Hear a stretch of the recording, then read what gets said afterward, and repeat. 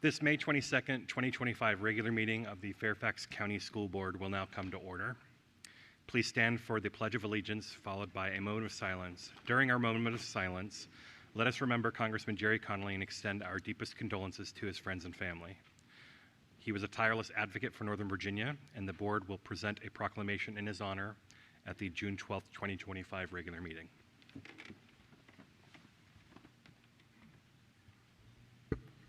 I pledge allegiance to the flag of the United States of America and to the republic for which it stands, one nation, under God, indivisible, with liberty and justice for all.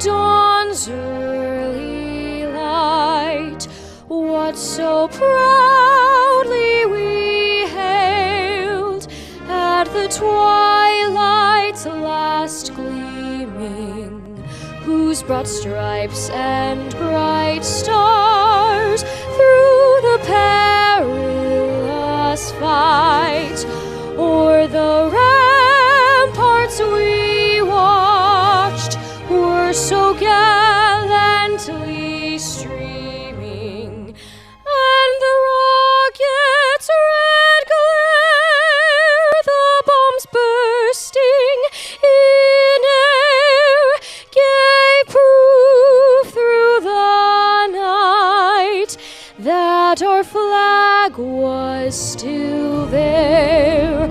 Oh, say, does that star-spangled banner yet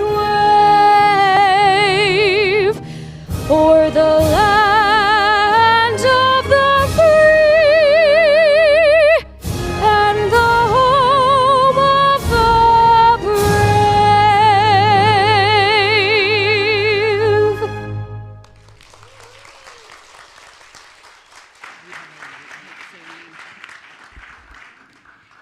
I neglected to identify our singer before she started, and it was not just an ad for the Cappies, but please do turn in.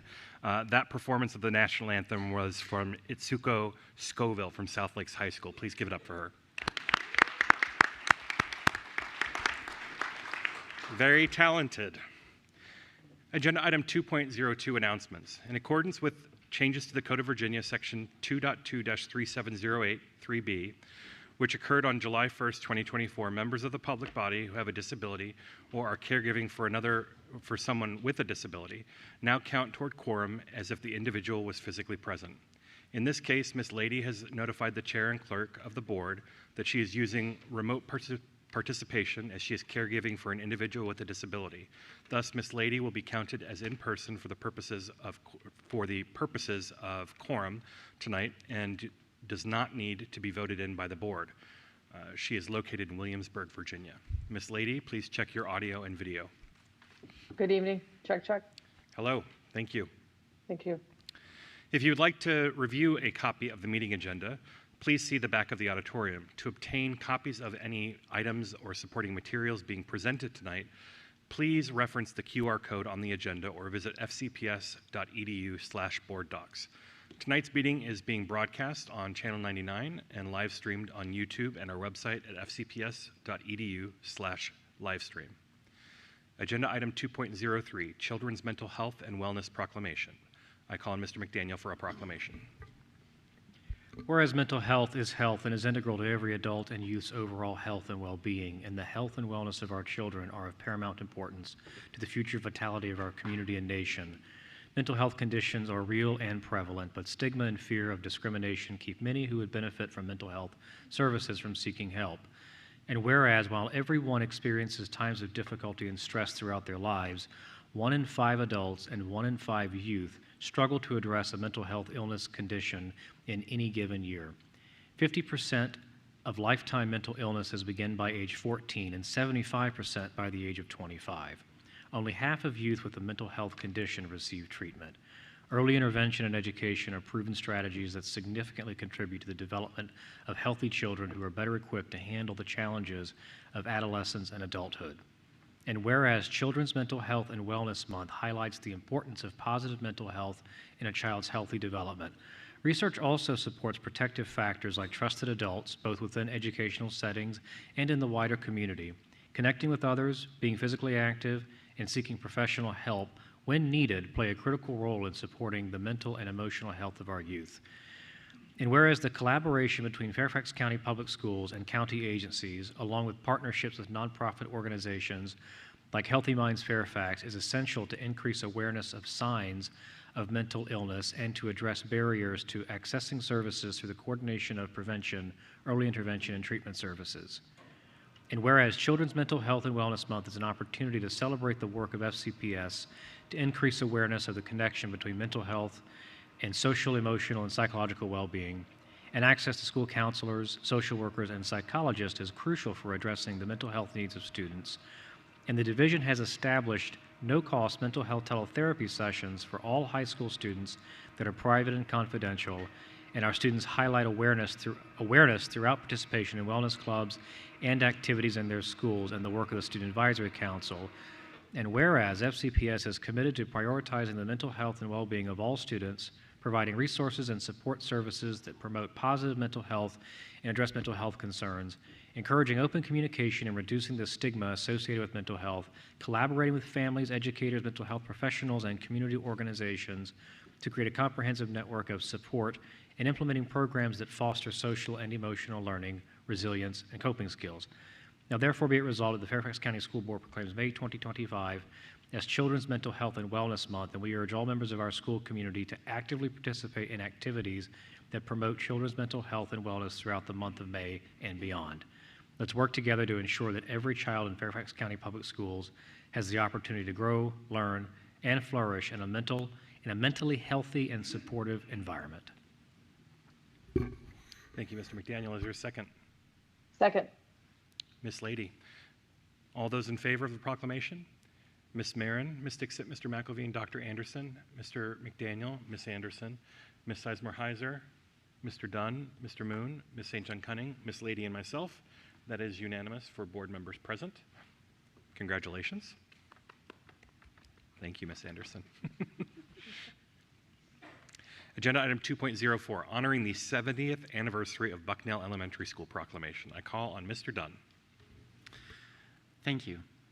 Whereas Bucknell Elementary School has served as a foundational educational institution in Fairfax County since opening with just 14 classrooms in 1955 in response to the post-World War II population growth in Northern Virginia. And whereas Bucknell has remained adaptable throughout the decades, embracing integration in the 1960s, the introduction of a kindergarten program, and evolving its curriculum to prepare students for success in middle and high school. And whereas Bucknell has continually upgraded its facilities, starting with significant renovations in the 1970s that included the addition of a gymnasium, modernized systems, and later improvements such as a library, computer lab, and main entrance updates, making the school a safe and welcoming environment for learning. And whereas Bucknell actively embraces its motto to build, empower, succeed, offering enhanced academic programming through initiatives such as English for Speakers of Other Languages classes, Project Excel, Reading First grants to support literacy and student achievement, and the establishment of a Parent Center in 2010. And whereas Bucknell will further its tradition of innovation by launching Fairfax County's first public Montessori program in fall 2025, initially serving 3-, 4-, and 5-year-old students in multi-age classrooms. Now, therefore, be it resolved that the Fairfax County School Board hereby honors and commemorates the 70th anniversary of Bucknell Elementary School, celebrating its distinguished history, outstanding contributions to education, and enduring legacy of academic excellence, community engagement, and service. And now, therefore, be it further resolved the Fairfax County School Board extends its heartfelt congratulations to the students, faculty, staff, alumni, and community of Bucknell Elementary School on this significant milestone, with best wishes for continued success and prosperity in the years to come. Thank you, Mr. Dunn. Is there a second? Second, Mr. Chairman. Mr. Moon. All those in favor? Ms. Marin, Ms. Dixit, Mr. McElveen, Dr. Anderson, Mr. McDaniel, Ms. Anderson, Ms. Sizemore-Heiser, Mr. Dunn, Mr. Moon, Ms. St. John Cunning, and myself. All those opposed? Ms. Lady, are you in favor?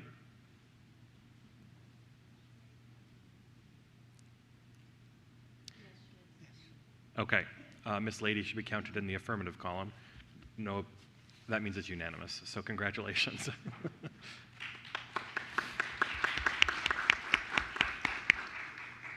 Agenda item 2.03, honoring the 35th anniversary of Saratoga Elementary School. I call on Mr. Dunn for a proclamation. Whereas Saratoga Elementary School has served as a cornerstone of educational excellence in Fairfax County since opening its doors in 1989, and whereas Saratoga Elementary has dedicated teachers who provide high-quality, differentiated learning opportunities, establish a trusting and positive learning environment, and believe all students can achieve at high levels. And whereas Saratoga Elementary is home to a diverse community of families and staff offering a continuum of services from preschool, general education, the advanced academic program, and enhanced autism classrooms. And whereas Saratoga Elementary is a proud Purple Star school, valuing the commitment and sacrifice of our military families and supporting military-connected youth through a student and family orientation and military-connected ambassadors. And whereas Saratoga Elementary focuses on the whole child through Workout Wednesday and providing access to sensory pathways and Zen dens where students can implement strategies to help their brain be available for learning. Now, therefore, be it resolved that the Fairfax County School Board hereby honors and commemorates the 35th anniversary of Saratoga Elementary School, celebrating its distinguished history, outstanding contributions to education in Fairfax County, and unwavering commitment to nurturing the intellectual, social, and emotional growth of its students. And be it further resolved, the Fairfax County School Board extends its sincere congratulations to the students, faculty, staff, families, alumni, and community of Saratoga Elementary School on this meaningful milestone, with best wishes for continued excellence, innovation, and achievement in the years ahead. Thank you, Mr. Dunn. Is there a second? I second. Ms. Anderson. All those in favor? Ms. Marin, Ms. Dixit, Mr. McElveen, Dr. Anderson, Mr. McDaniel, Ms. Anderson, Ms. Sizemore-Heiser, Mr. Dunn, Mr. Moon, Ms. St. John Cunning, Ms. Lady, and myself. That is unanimous. Congratulations. The proclamation passes. And before we continue, Mr. Dunn informs me that the president of the PTA at Saratoga is here, and she was just named the PTA Volunteer of the Year for the entire Commonwealth of Virginia.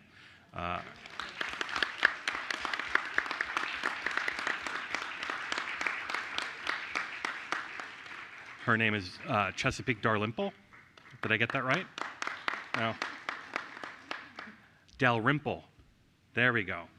I apologize. So thank you very much for being here. All right.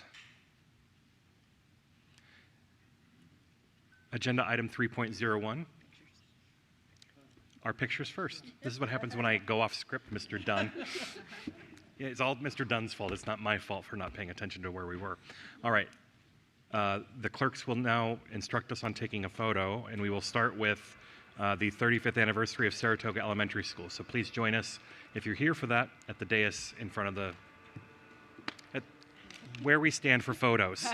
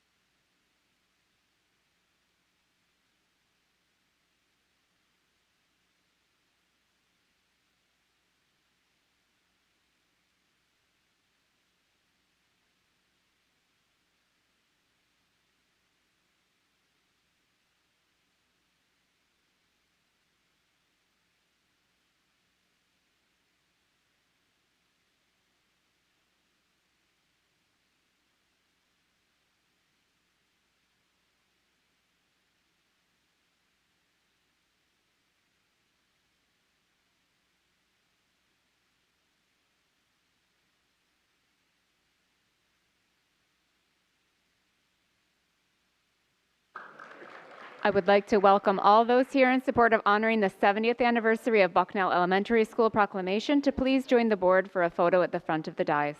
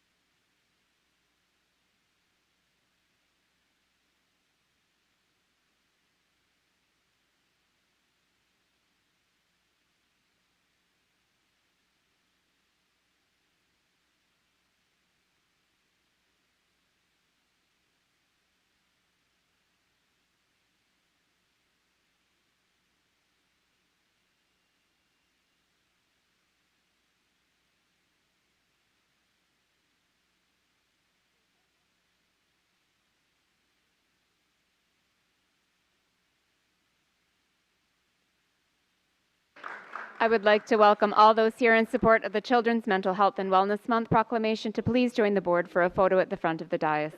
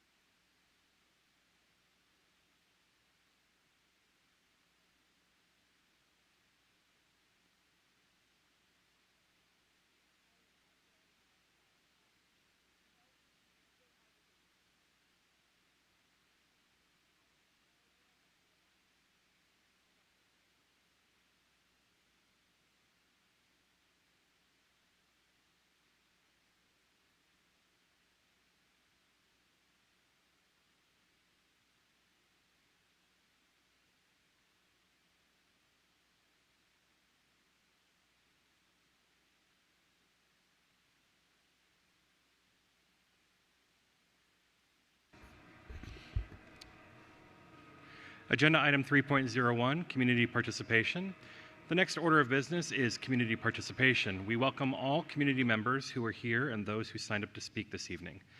Additional information about signing up to provide comments at school board regular business meetings and public hearings can be found on the school board's website at fcps.edu/schoolboard.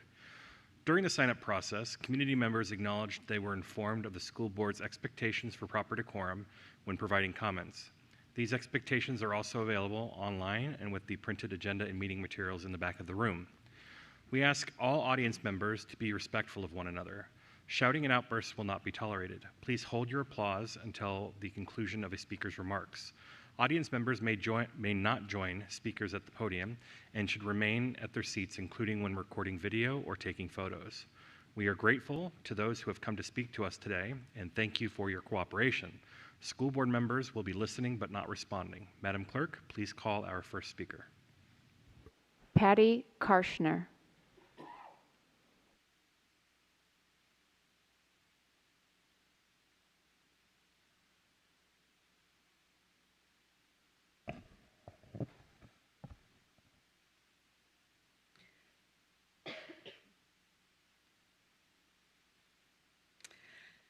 Hi, I'm speaking to you as the parent of a twice exceptional AAP4 autistic fifth grader. And I wanted to share a good thing that just happened. So I'm gonna brag about my kid for a moment. My kid just quit chorus. He advocated for his needs and opted out. He made it happen without our help. And I'm just really, really proud of him. Self-advocacy is the most important thing we can teach our 2E students. Autistic students routinely experience misunderstandings and overwhelm in the school environment. Too many times, autistic students receive negative feedback because teachers misunderstand what they are saying, what they are doing, or why. Our 2E autistic students are expected to mask their disabilities and behave like neurotypical students, especially in the general education setting. There is an urgent need for updated training, updated autism training for administrators, teachers, and staff. I've asked my student what he would change about school. He says he'd like to be able to choose classes that he's interested in, like you can in college. Our 2E students in all schools and all settings need access to academic rigor, enrichment activities like science and math Olympiads, supportive programs like AVID, and time for self-regulation. Our kids need sensory-friendly school design and neurodiversity affirming support. Every year, families pull their 2E kids out of FCPS. So I ask you to please talk to our kids and find out what they think school would improve school. I appreciate it.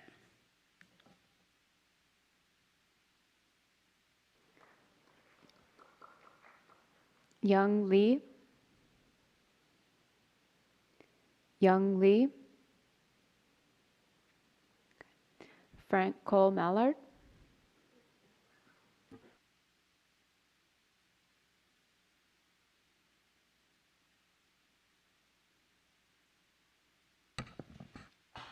Good evening to all of you.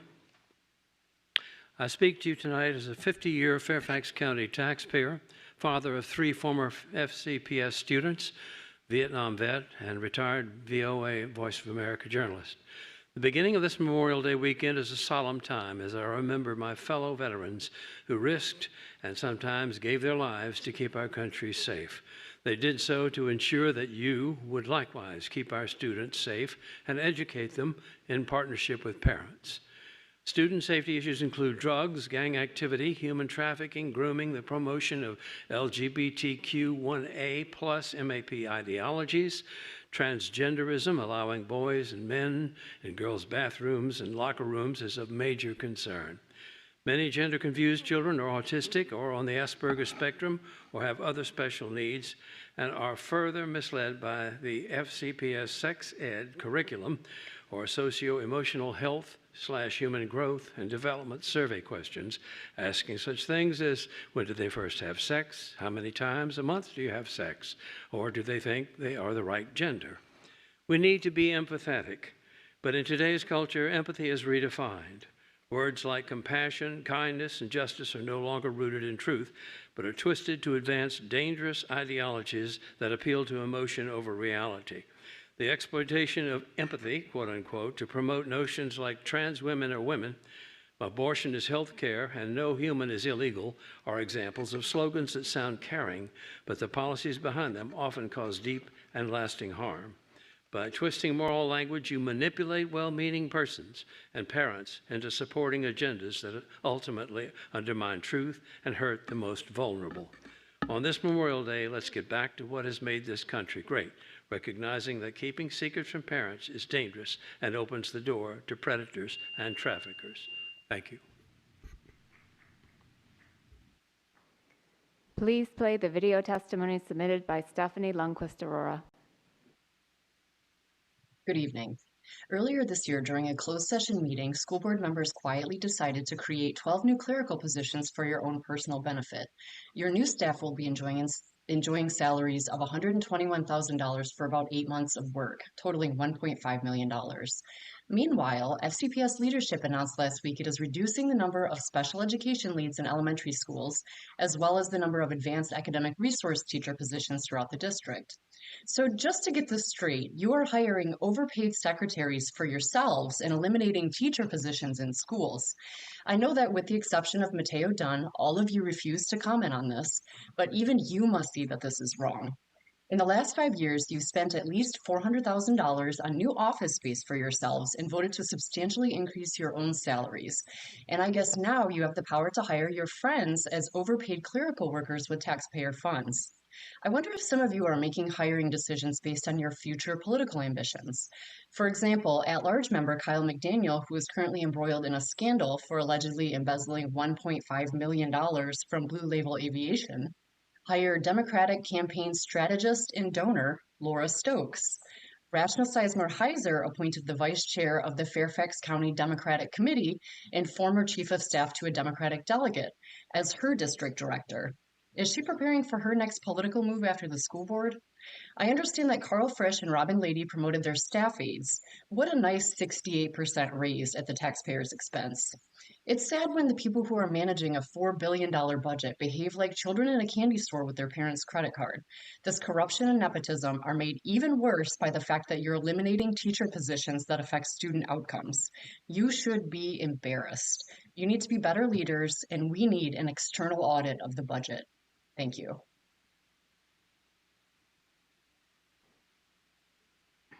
Please play the video testimony submitted by Michelle Wiss. Hi, my name is Michelle Wiss. I live in Fox Mill Woods in Reston with my family. You can see we're a little pocket on the back end of South Reston.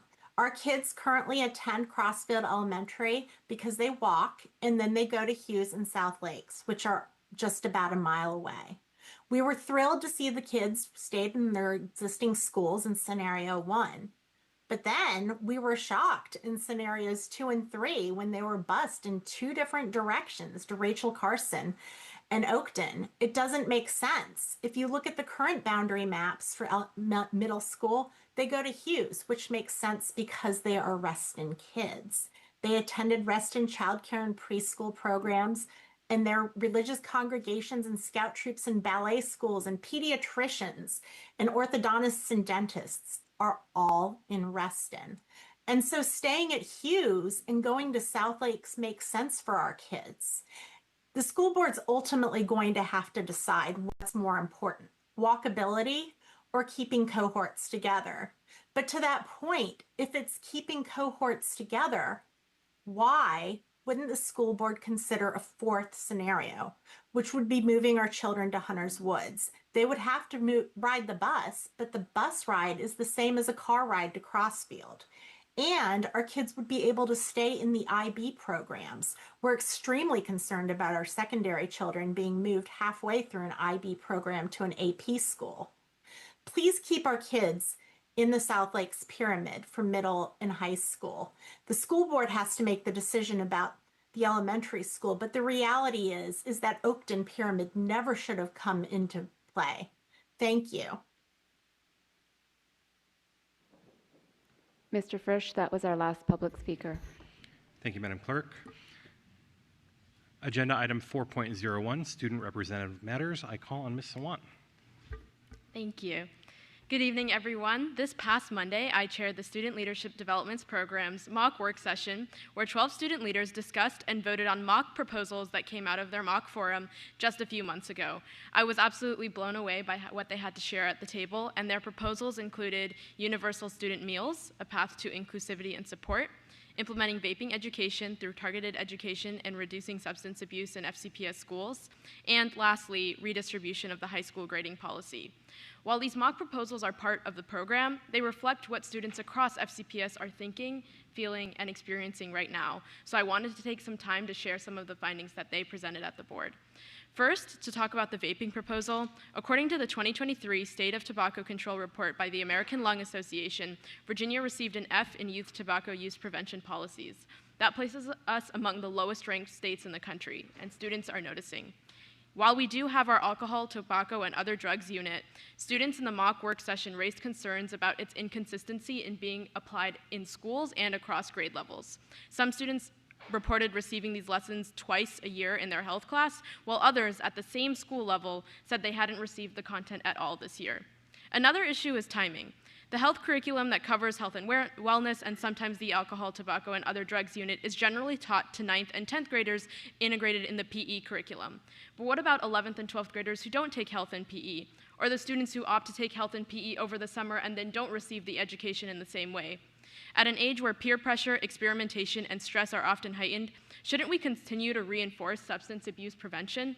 Speaking from personal experience, I only had one vaping-related lesson in 11th grade. I have received nothing this year.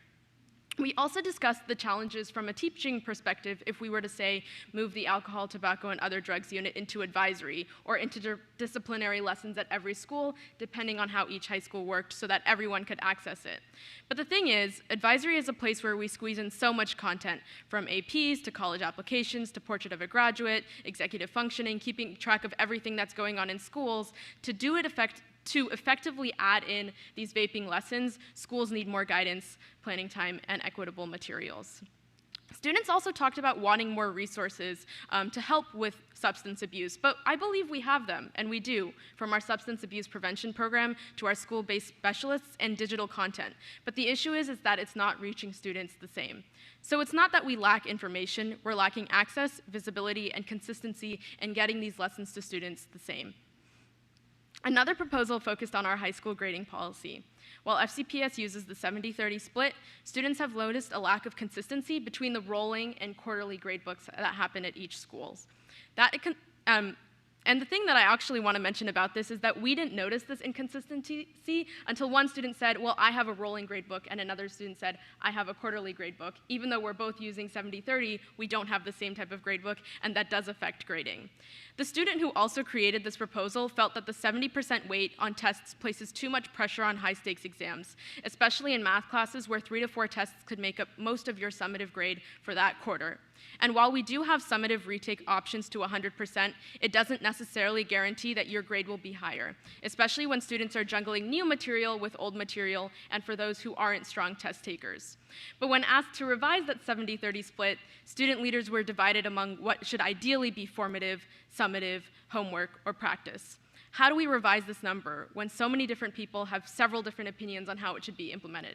Again, this was just 12 students at the table, and we were all divided.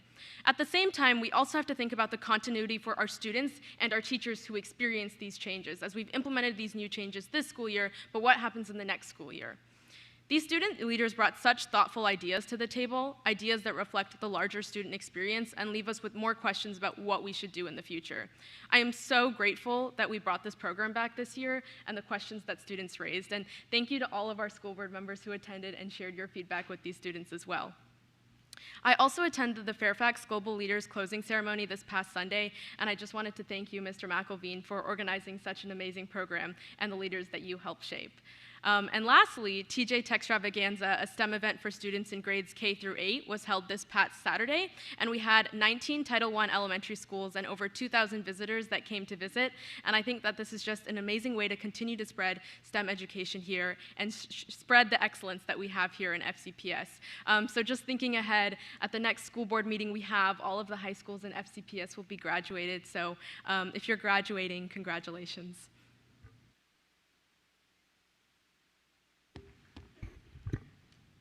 Excuse me. Thank you, Ms. Sawant. All right. Agenda item 5.01, action certification of closed meeting compliance. In order to comply with section 2.2-3712D of the Code of Virginia, it's necessary for the board to certify that since the Fairfax County School Board convened a closed meeting on May 22nd, 2025, to the best of each board member's knowledge, only public business matters lawfully exempt from open meeting requirements and only such public business matters as were identified in the motion convening the closed meeting were heard, discussed, or considered by the board during the closed meeting. Do I have a motion? Ms. Marin, do I have a second? Ms. Sizemore-Heiser, all those in favor? Ms. Marin, Ms. Dixit, Mr. McElveen, Dr. Anderson, Mr. McDaniel, Ms. Anderson, Ms. Sizemore-Heiser, Mr. Dunn, Mr. Moon, Ms. St. John Cunning, Ms. Lady, and myself. That is unanimous. Agenda item 5.02, action, confirmation of action taken in closed meeting. I call on Ms. Marin for a motion.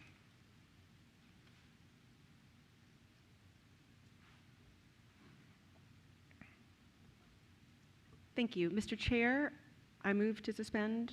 We're not there yet? No, sorry. My apologies. Closed meeting compliance. Got it. Motion, I move to expel the student who committed a serious offense in violation of school board policy by possessing a weapon that, under section 22.1-277.07 of the Code of Virginia and the Fairfax County Public Schools Student Rights and Responsibilities, SR&R, is a type that requires expulsion. Is there a second? I second. Ms. St. John Cunning. All those in favor? Ms. Marin, Ms. Dixit, Mr. McElveen, Dr. Anderson, Ms. Moore-Heiser, Mr. Dunn, Mr. Moon, Ms. St. John Cunning, Ms. Lady, and myself. All those opposed? Abstentions? Mr. McDaniel. The motion carries. I call on Ms. St. John Cunning for a motion. I move to expel the student who committed a serious offense in violation of school board policy by possessing a weapon that, under section 22.1-277.07 of the Code of Virginia and the Fairfax County Public School Student Rights and Responsibilities, SR&R, is a type that requires expulsion. Is there a second? Second. Thank you, Ms. Sizemore-Heiser. All those in favor? Ms. Marin, Ms. Dixit, Mr. McElveen, Dr. Anderson, Ms. Sizemore-Heiser, Mr. Moon, Ms. St. John Cunning, Mr. Dunn, Ms. Lady, and myself. All those opposed? Abstentions? Mr. McDaniel. The motion carries. I call on Ms. Anderson for a motion. I move to deny the school reassignment appeal of a student who participated in the group assault of a student at school and confirm the disciplinary decision of the division superintendent. Is there a second? I second. Ms. St. John Cunning. All those in favor? Ms. Marin, Ms. Dixit, Mr. McElveen, Dr. Anderson, Ms. Sizemore-Heiser, Mr. Dunn, Mr. Moon, Ms. St. John Cunning, Ms. Lady, and myself. All those opposed? Abstentions? Mr. McDaniel. The motion carries. Agenda item, I call on Ms. Anderson for a motion. I move to deny the school reassignment appeal of a student who participated in the group assault of a student at school and confirm the disciplinary decision of the division superintendent. Is there a second? Second. Ms. Lady. All those in favor? Ms. Marin, Ms. Dixit, Mr. McElveen, Dr. Anderson, Ms. Sizemore-Heiser, Mr. Dunn, Mr. Moon, Ms. St. John Cunning, Ms. Lady, and myself. All those opposed? Abstentions? Mr. McDaniel. The motion carries. I call on Ms. Anderson for a motion. Number 5. I move to authorize council to take the steps discussed in closed session related to a pending litigation matter. Is there a second? Second. Mr. McElveen. All those in favor?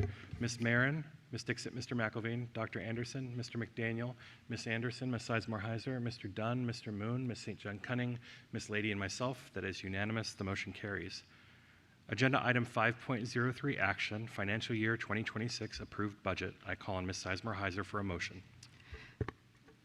I move that the school board adopt the fiscal year 2026 approved budget as detailed in the fiscal year 2026 advertised budget modified by the adjustments included in the agenda item. Is there a second? I second. Ms. Anderson. Ms. Sizemore-Heiser, would you like to speak to your motion? Yes, just briefly. This has been an incredibly difficult budget year, as many have seen. We were facing a shortfall of $121 million, which is the largest shortfall I believe FCPS has ever faced, at least in the recent future, or recent past, excuse me. And so that required some really tough decisions. And I think what makes some of these decisions so tough was the fact that we all up here, and I think many in the audience, understand and believe that public education is the bedrock of our community, of our economy, of our democracy. Residents move to Fairfax County because of our schools. Businesses come to Fairfax County because of the schools and the strong public education system and the educated workforce. FCPS is known for its high-quality education and breadth of program offerings. In addition to that, it is one of the largest employers in Virginia and has one of the largest bus fleets in the Mid-Atlantic. This takes excellent educators in each and every building, and strong administrators in each and every building, and strong leaders who have the skills to manage that complex and large organization. A $4 billion a year organization with 40,000 employees and 181,000 students and 200 schools is a complex and costly challenge. And to provide an excellent education on top of that takes strong, dedicated people at every level. So with that, I want to start by thanking our funders. Since we do not have any ability to raise our own revenue, I want to thank our funders for the state, the federal government, and our Fairfax County, which provides 70%. For funding our schools and for supporting public education. I want to thank very much in this first year of collective bargaining, which is a really exciting year. I think several of us were on the board when we voted in collective bargaining. I was chair when we passed it.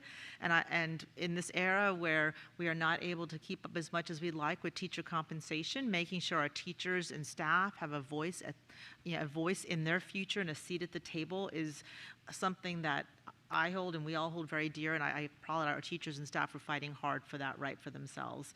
And I'm excited in the first year of collective bargaining to be able to say that we were able to bargain. We were hoping for the 7% raise, but at least able to hold for a 6% raise for our FEU union, and I'm proud to be part of that. I know there's been a lot of concerns about the areas that were proposed to be reduced in our budget in order to meet our obligations. And that includes reductions in classroom teacher allocations, which may result in 275 teacher positions, fewer teachers across our school system, and fewer ones in our county, in our buildings, eliminating classroom monitors, changing some of the staffing formulas regarding central funding of AARTs and special education department chairs, removing the funding for social studies curriculum materials and electric buses, and reducing central office funding by 3%. All of these will have an impact in our schools, in our buildings, and our ability to provide the education that we're known for. But I have faith in our team and our staff, and especially our teachers and staff in the building, to continue to do the excellent work that they're going to do. And as far as the special ed department chairs and AARTs, we've had a lot of reassurance from Dr. Reed that those positions working with each principal will be kept whole as we move into an equity whole as we move into next year. So thank you for all the advocacy and all the voices, and thank you especially to our teachers and staff and families and community for supporting public education. I'm excited to vote for this budget. Thank you, Ms. Sizemore-Heiser. Ms. Anderson, would you like to speak to your second? Just briefly, I'm not going to belabor any points that have already been made. We understand that hard decisions had to be made this year, and we understand that they have real impacts. And we are grateful that we are working with all of the partners required in order to make those things possible. And we understand that it may not have been the exact choice that everybody would have made. We're doing the best we can with what we've got. And as one of my colleagues likes to say, this is a bare bones budget. We are funding the things that we absolutely have to in order to keep moving. And we are going to continue to advocate both at the state level and with our county partners to make them understand fully where we are and why and how we've gotten here.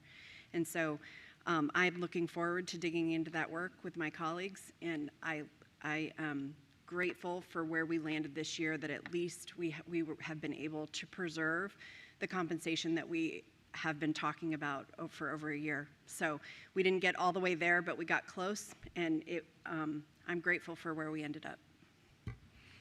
Thank you, Ms. Anderson. I call on Ms. Marin for a motion. You do. Mr. Chair, I move to suspend the rules and consider the question of postponing indefinitely the proposed budget amendments. Is there a second? I second. A motion to suspend the rules and consider postponing indefinitely the proposed budget amendments has been made and seconded. It is not debatable and requires a 2/3 vote to pass. If the motion to suspend the rules passes, we will consider postponing indefinitely the proposed budget amendments. During that time, board members may discuss the benefits or drawbacks of the amendments in question, and they can also discuss why they should or should not be considered individually tonight. If the motion to postpone indefinitely passes, the amendments in question will not be, if the motion to postpone indefinitely passes, the amendments in question will not be heard this evening, and we will move on. If the motion to postpone indefinitely fails, the board will consider each amendment individually. Adoption, and since this is not a debatable motion, adoption of this motion, again, requires a 2/3 vote. All those in favor of suspending the rules?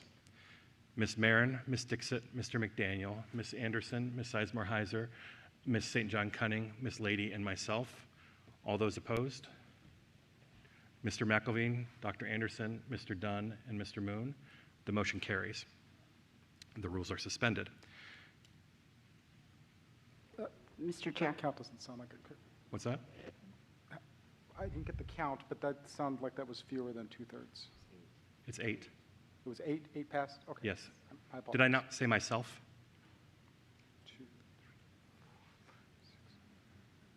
What about Miss Lady? I think that's. I said Miss Lady, yes. Yeah, and I'm just. Her hand is up.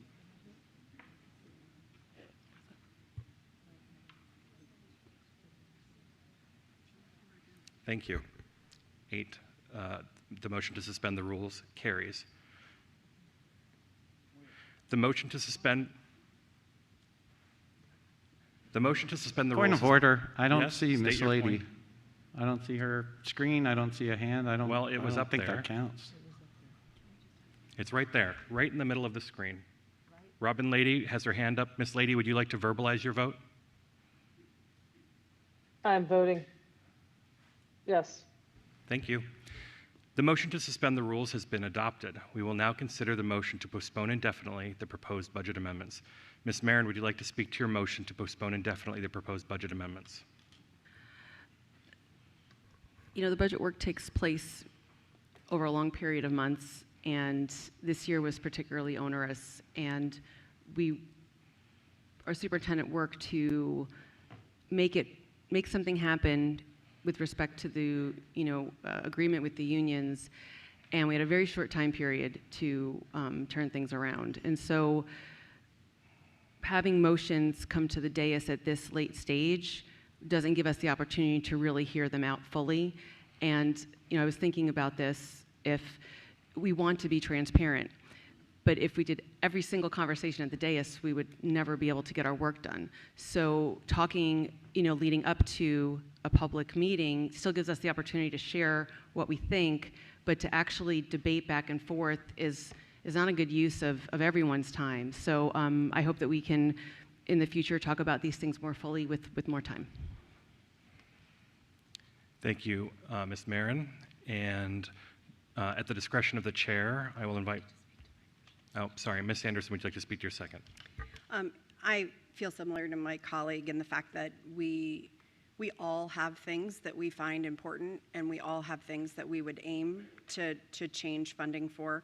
At this point, I believe strongly that we have come up with a deal that in a agreement with our partners in lots of different arenas, and I think that it's important for us to follow through with that agreement.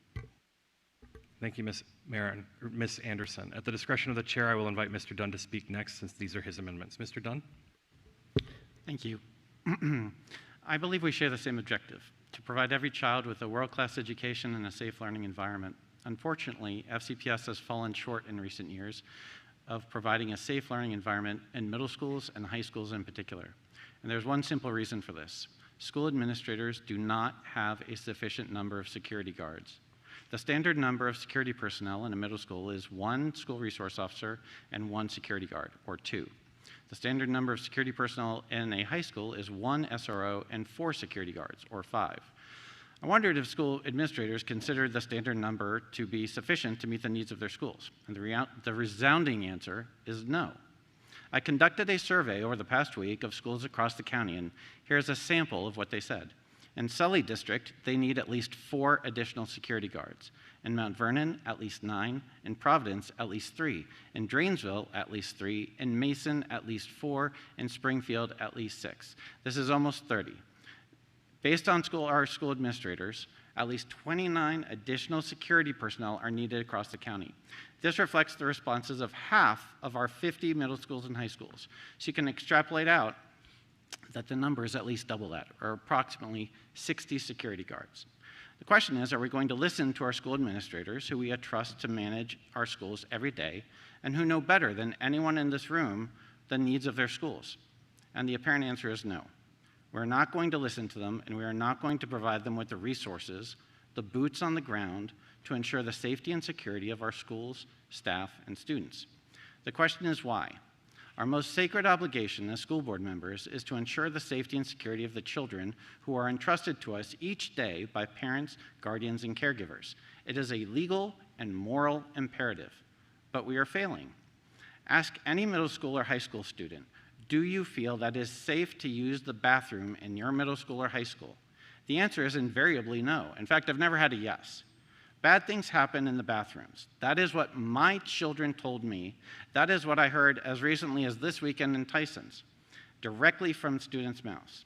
That is the reason many principals close most, if not all, of the bathrooms in their school during the school day, denying students safe and accessible bathrooms. Many students, too many, don't go to the bathroom at all during the school day, holding in their bladders. It's unhealthy. Ask any teacher or staff member, do you feel that your middle school or high school is safe? And the answer is also almost invariably no. You will hear about the drugs, the fights, the vaping. You will hear about teachers who are forced by the insufficient number of security guards to act as heroes, to perform the functions of security guards, breaking up fights, stopping stabbings. We should not ask our teachers to be heroes. They are already heroes for the burdens they bear. It is time to act, and if not now, when? When will it be time to provide our children with safe and accessible bathrooms and schools? This has been going on for years. It's time to act. Thank you, Mr. Dunn. Ms. Lady?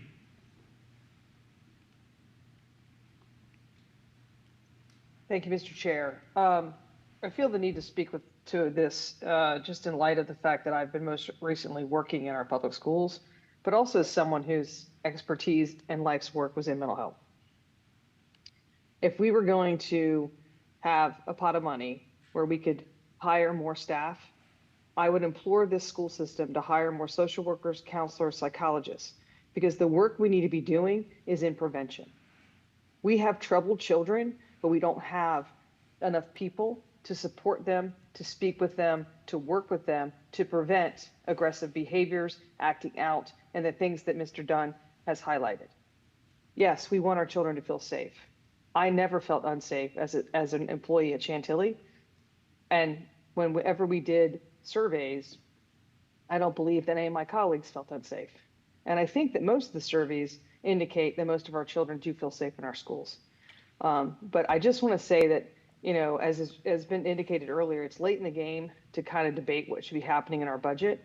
But if we suddenly did have this type of money, I wouldn't want to hire 60 security, because I don't want to create a space and a situation where we're triaging and reacting. I'd rather be proactive. I'd rather get out in front of it.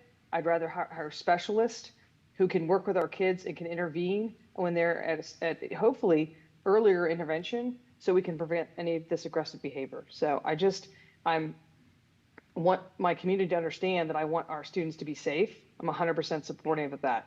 But I do believe that what all the research says, that when students have a trusted adult who they can talk with, that is a big thing in their social emotional health and well-being. So we need to put those type of people in their life and have exposure to them. And that's going to be the best thing moving forward, is prevention. It's not being reactive, but being proactive. Thank you. Thank you, Ms. Lady. Dr. Anderson? Thank you. This motion to, I guess, indefinitely suspend, postpone the amendments is not one that I will support. I don't believe this is the right way for us to do business. I certainly understand we need to have more conversations before we get to the dais. We need to have more planful work, but we also have to acknowledge that we've been in a place that is not ideal. We had a work session literally on Tuesday where we learned certain things and asked certain questions. Time was originally not on our side from the very beginning, given the timetable that we've had since the Board of Supervisors made their decision on May 13th. It was hustle and hurry for everyone involved, including us.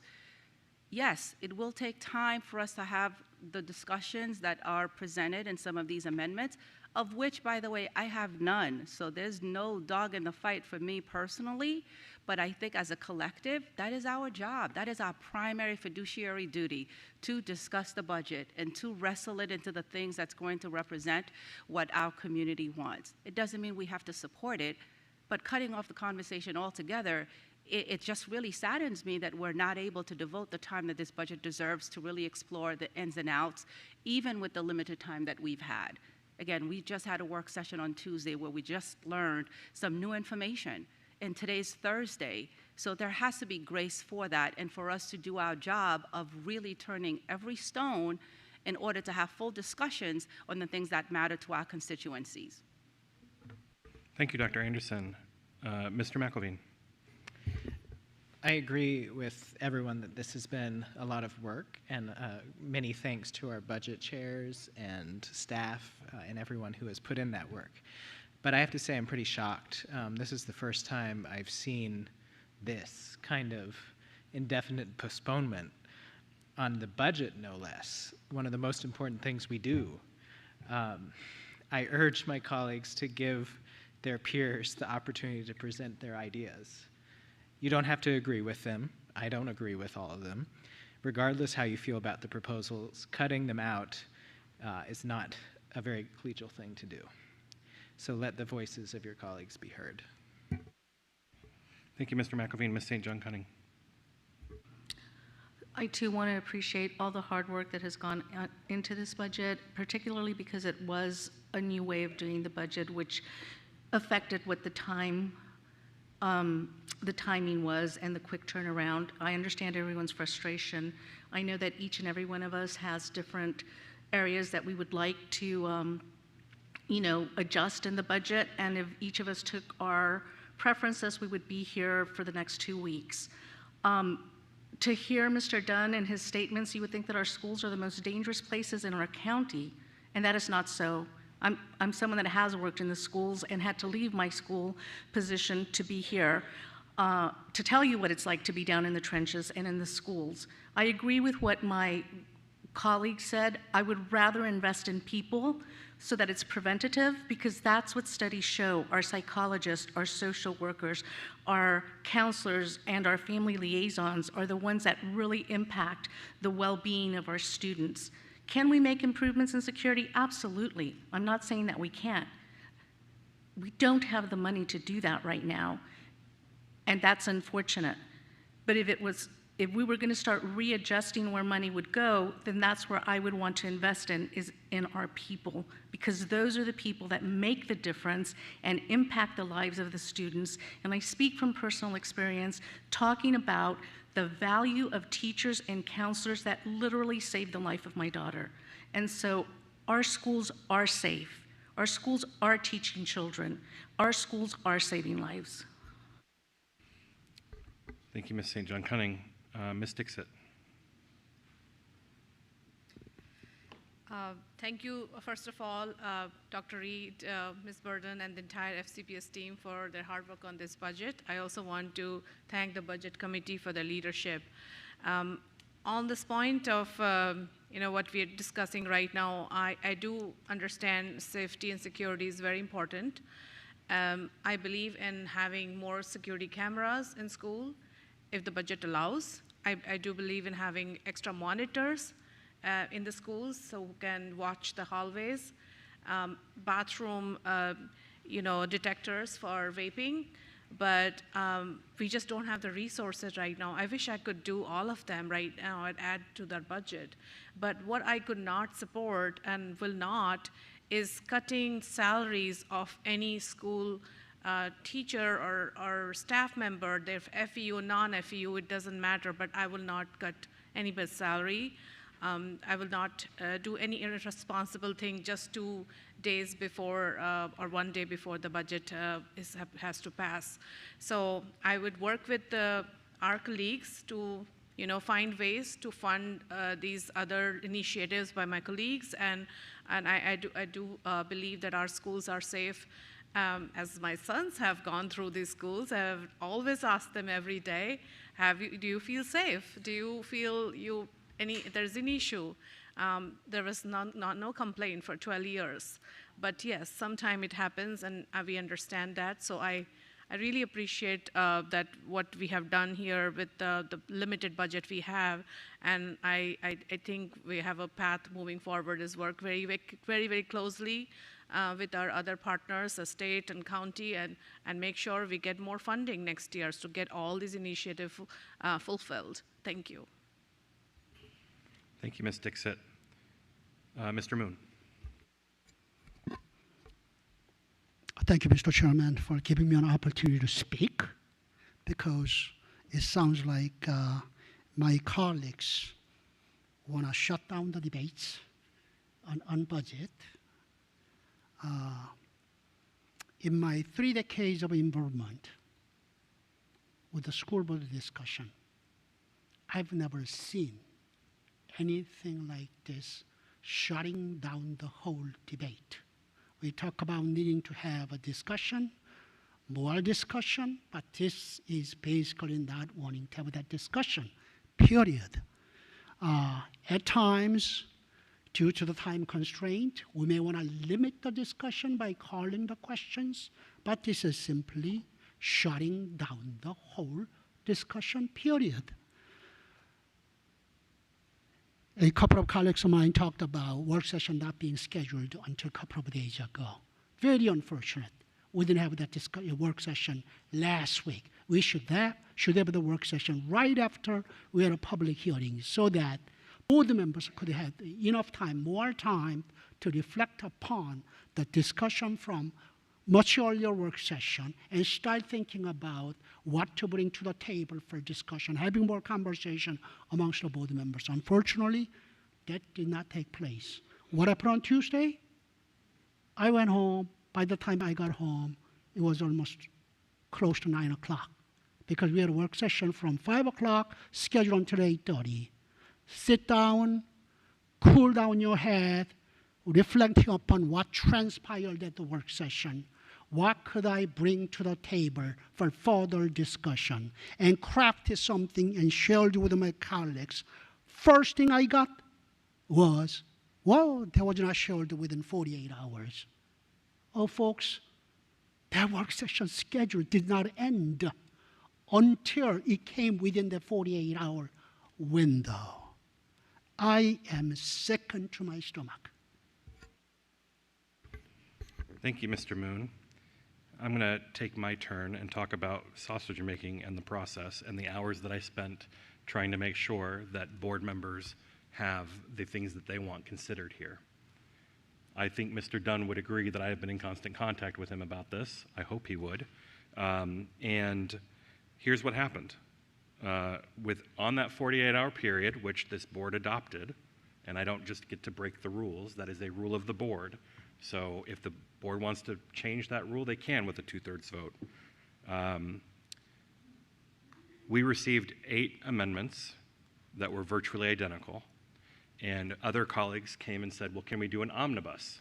In other words, consider them all at the same time, which is what we do when we've got a bunch of motions where there is a want to pass them all. I spoke with the parliamentarian, and he informed me that you can't do an omnibus because these motions are virtually identical, but they all do it differently. So you can't pass them all at the same time. You can't risk passing them all at the same time because they do the same thing. And so this is what we came up with to get to the nut of what board members were asking to do, which is to consider all 8 of these. It was 8 at the time. It's now 4 at the same time. And so as I articulated both in introducing these motions to make sure everybody understood it, and as I did to Mr. Dunn before the meeting, that the conversation about this motion was an opportunity to talk about the merits of the amendments.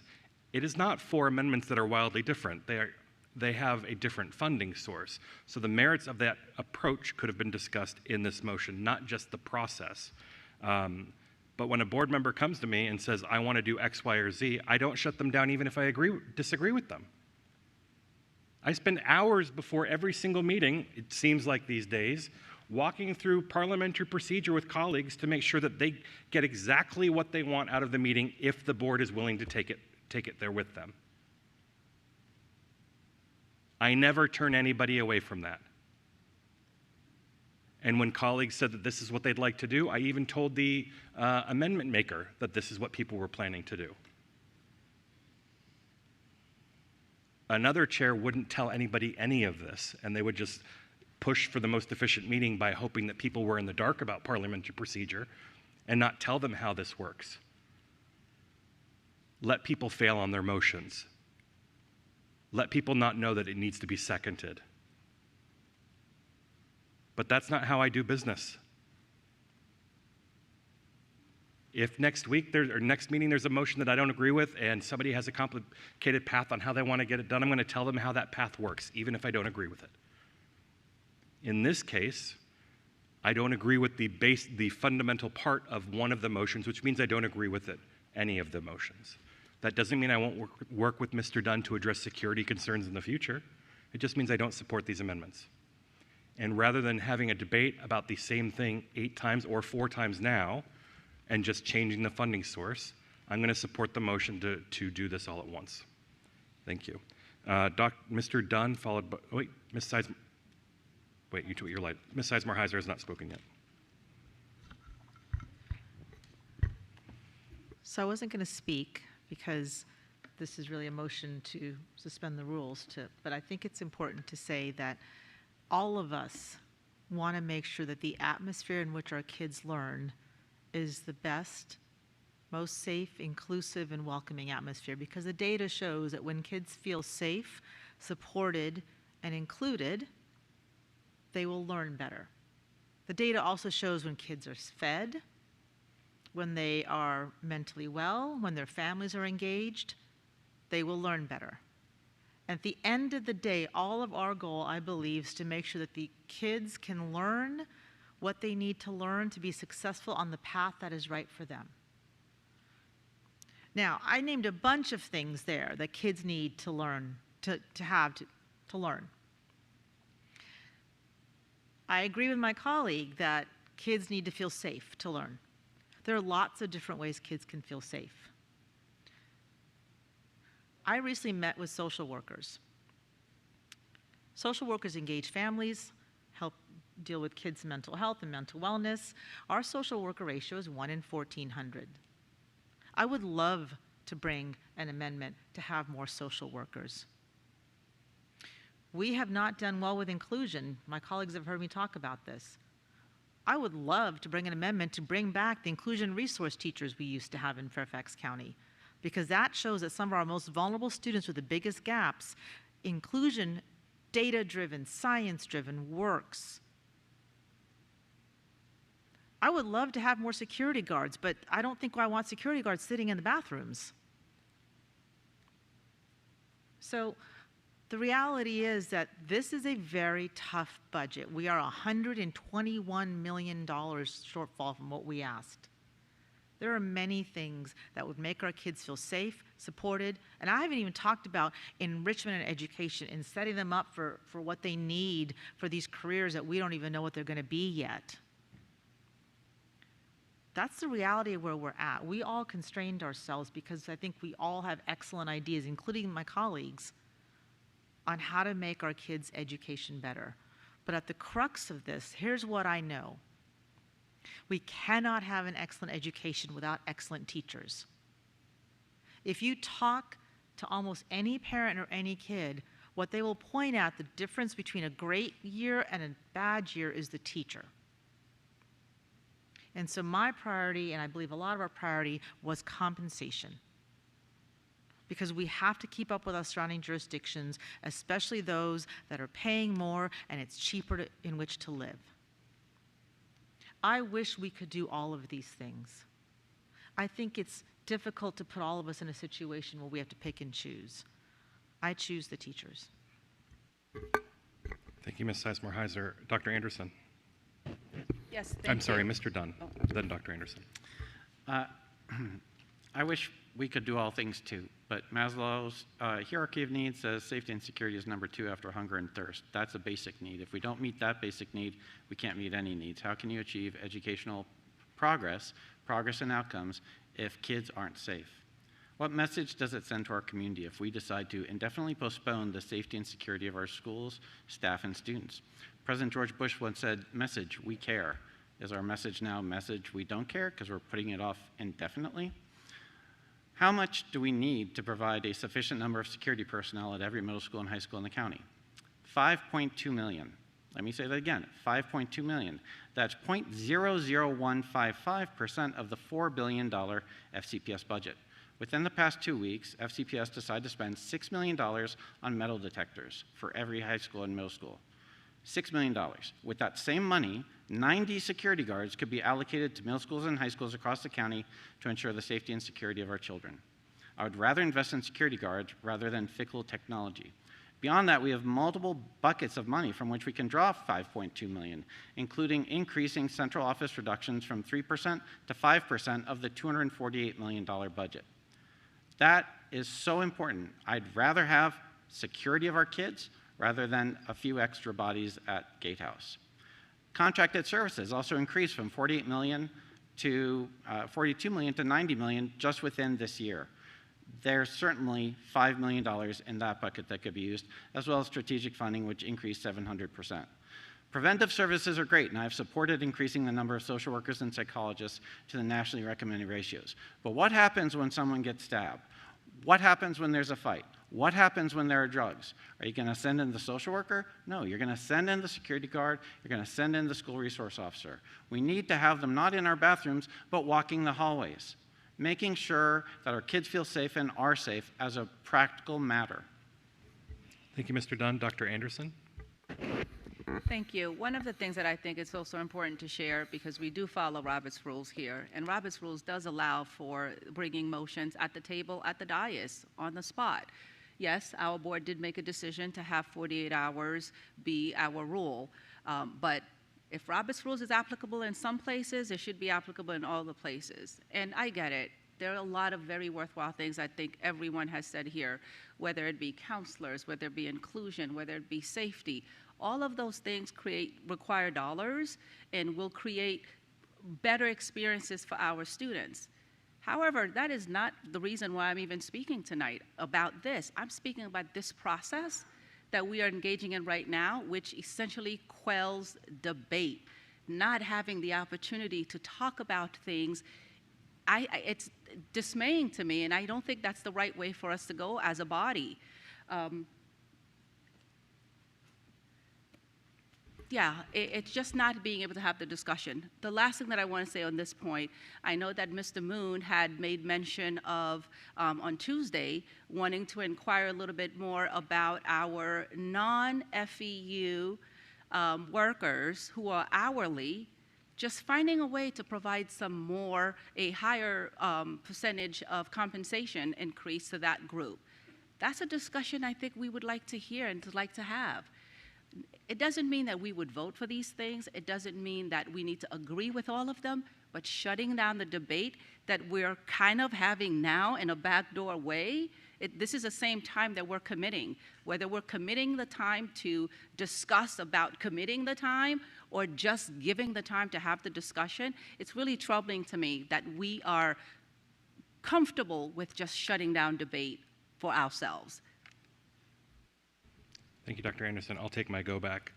For the record, the 48-hour rule was adopted using Robert's rules by 10 members of this board. We would not have that rule were it not for Robert's rules, which has a stipulation in there in case the board does want to adopt something. And so we used it, 10 of us. And if there is significant support for not using that rule, it can be suspended. That's also Robert's rules. I don't get to change the rules on my own, period. Mr. Moon. Thank you, Dr. Anderson, for bringing up what I wanted to have some discussion tonight. Thank you, Mr. Moon. So. Oh, sorry. I'm not done. Okay, thank you. I know you want to cut up the debate, but I wasn't done. So for employees who are not part of a collective bargaining, there are about 13,500 employees. Out of that, 1,400 are highest paid employees within the school system. 12,000 hourly employees are the least paid employees within the school system.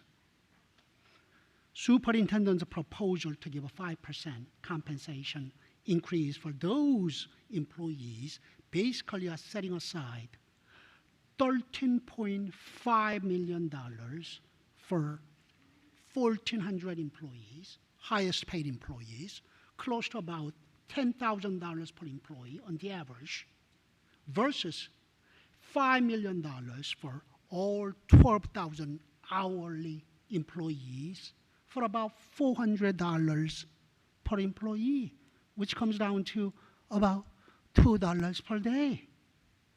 I mean, that's the kind of discussion I want you to have on the table. Thank you, Mr. Moon. Ms. Dixit. Mr. Chair, point of order. This dialogue needs to be germane to the motion about the board process to suspend. But we have nobody else left to speak, so we'll be voting on the motion. All right. Can we put the motion on the screen for postponing indefinitely?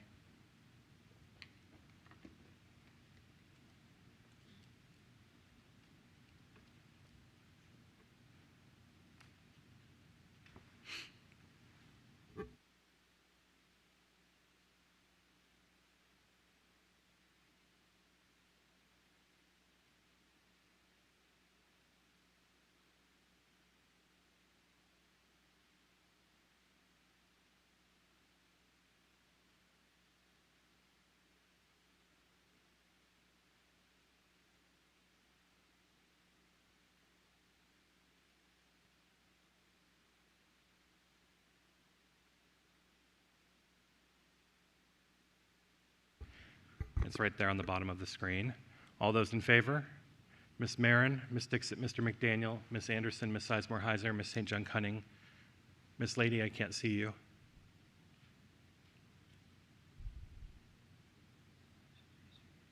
Ms. Lady, and myself. All those opposed? Mr. McElveen, Dr. Anderson, Mr. Dunn, Mr. Moon. The motion carries. We will now return to the discussion of the general budget. Dr. Anderson. Thank you. Firstly, I do want to say thank you to the budget team because as I shared just a little while ago, having to react very quickly to the ever-changing landscape of the budget is not easy. So thank you for that. Secondly, Dr. Reed, secondly, I do want to say thank you to all of the individuals who did come to the public hearing a week or two ago. It feels so much longer, but I know it hasn't been that long. I believe we had over 200 people sign up to share and to talk about the different things that were of great concerns to them. We heard that night quite a bit of advocacy for the special education chairs. We also heard a lot of advocacy for the ARTs. We also heard quite a bit of advocacy for the classroom monitors. Before we take our vote, Dr. Reed, I would love for you to speak to our community who may not have had the opportunity to tune in to Tuesday's work session regarding what we are able to do with these three positions. Yes, ma'am. Essentially, I'll start with the classroom monitors first. The classroom monitors have been integral to the work in our elementary schools over this past several years since the COVID pandemic. They've provided a great deal of support to schools and, provided admirable service and support. We've not been able to find a funding source to continue that role. So that $13.3 million is something we need to balance the budget. Where there is flexibility at different schools, principals or staff may have the opportunity to have some classroom monitors and some reduced role depending on funding reserves or flexibility at the school level. As far as the AART positions, as you recall, we left the AART positions in Title I schools intact. So it was our non-Title I schools that we reduced the central funding allocation for, as well as the special ed department chairs. We reduced by half the centrally funded allocation. So recognizing that we're not able to keep a full-time special ed department chair and full-time AART position in the continuing budget base. So what that's going to require is for us to work and our regional assistant superintendents and our chief of schools office we'll be working with each principal to look at their unique context and we've given our elementary principals an extra 15% of their carryover. Traditionally, we've capped that at 10%, but we're allowing 25% to give them more flexibility and being able to, for this 1 year only fund source, to provide those other half positions or those other keep those people whole in those roles. So the opportunities for principals will be to utilize trades, to utilize more flexible carryover, and where necessary, we'll also look at the staffing reserve, which is a central fund of money, again, 1 year only dollars.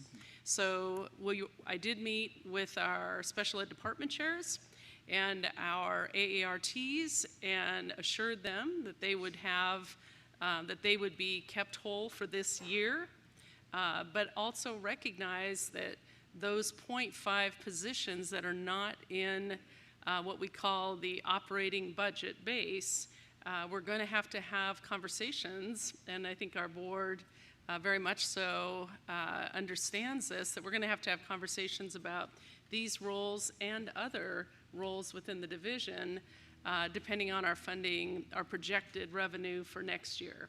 So, and also want to make a comment that our special ed department chairs, our AARTs, and our classroom monitors are all working extraordinarily hard on behalf of each and every one of our students, as all our staff do.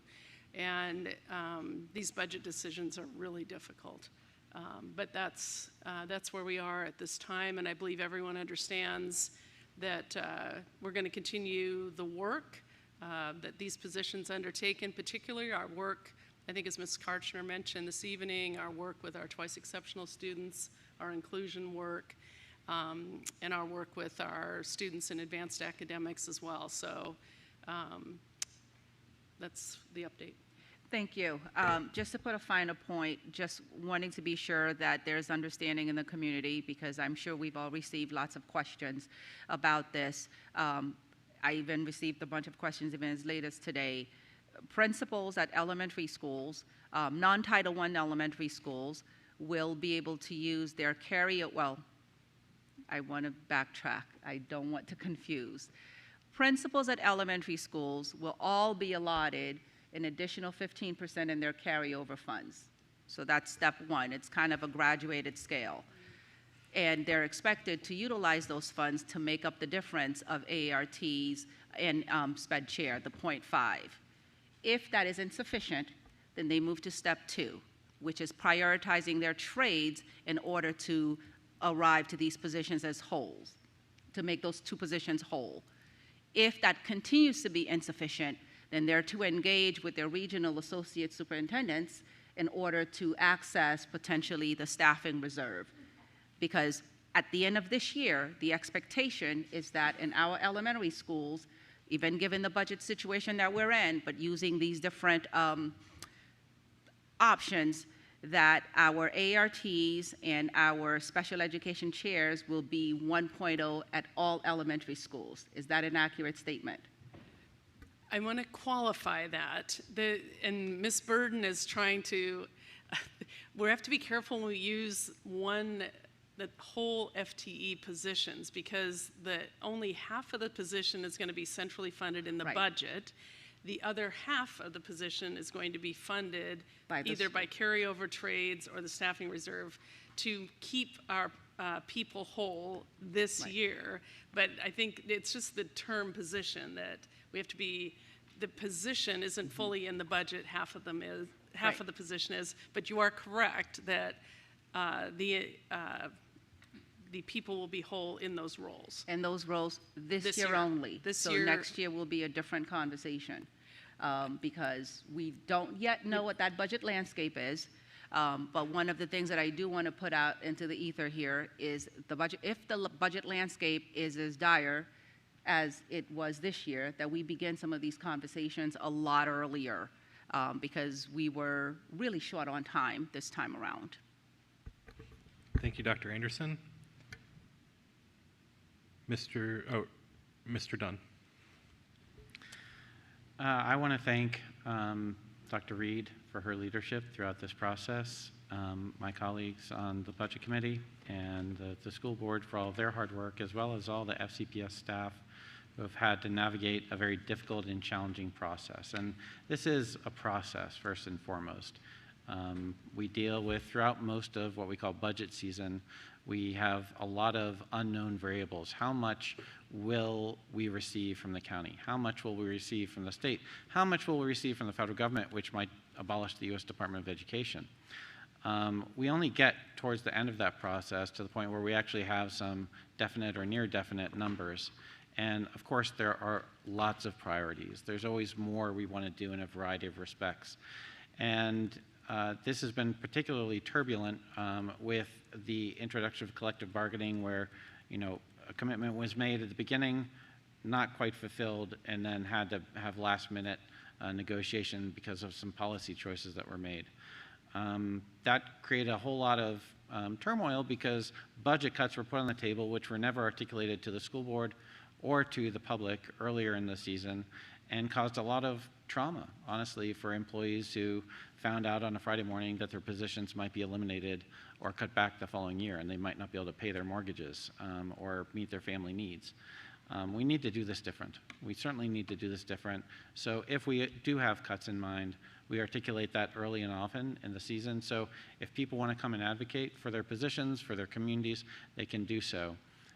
But I am always in favor of robust debate, of thorough conversations with the community. I started my journey to school board based on my advocacy at that speaker to prevent the elimination of high school sports, theater and performing arts, music education in elementary school, and language immersion programs. And I see some of my allies in the audience who fought with me, and an ally on the school board today. It's so important that we continue to allow people to advocate, articulate their views, because when we don't, then it's sudden, it's dramatic, it's traumatic, and that is contrary to the spirit of our country and contrary to the interests of our school system. Thank you, Mr. Dunn. I'll take a turn. So tonight we are making history by approving the first ever collective bargaining agreement in a budget that Fairfax County Public Schools has ever had. This milestone is the result of years of organizing, collaboration, and compromise, and we are better for it. Through the CBA, bargaining unit employees will receive a 6% raise along with meaningful improvements to leave, working conditions, planning time, and other benefits. The budget also includes a 5% raise for our hardworking employees who fall outside of the collective bargaining agreement. At its core, the CBA is about improving the quality of education in Fairfax County Public Schools by underscoring the notion that teachers' working conditions are students' learning conditions. Despite its historic nature, we have to be honest. This budget is not everything we wanted it to be. We are disappointed that FCPS did not receive full funding from our state and county partners. The superintendent has done an incredible job working to bridge the $121 million funding shortfall while trying to limit the impact of cuts on classrooms. Still, we need to acknowledge that progress was made. The state's SOQ changes brought nearly $30 million to FCPS, a step in the right direction and one of their 16 JLARC recommendations. As a reminder, the nonpartisan JLARC estimates that if we were funded at average levels from the state, Fairfax County Public Schools would receive $568.7 million more each year. So we have to do more next year to push the governor and the General Assembly to do even more on JLARC.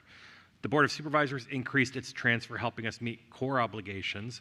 They pulled back on other proposed cuts that would impact students, like eliminating middle school after-school programs and high school crossing guards, and I'm grateful for that. I'm most grateful for members of the community, especially the students who came to public hearings to express their views on that matter.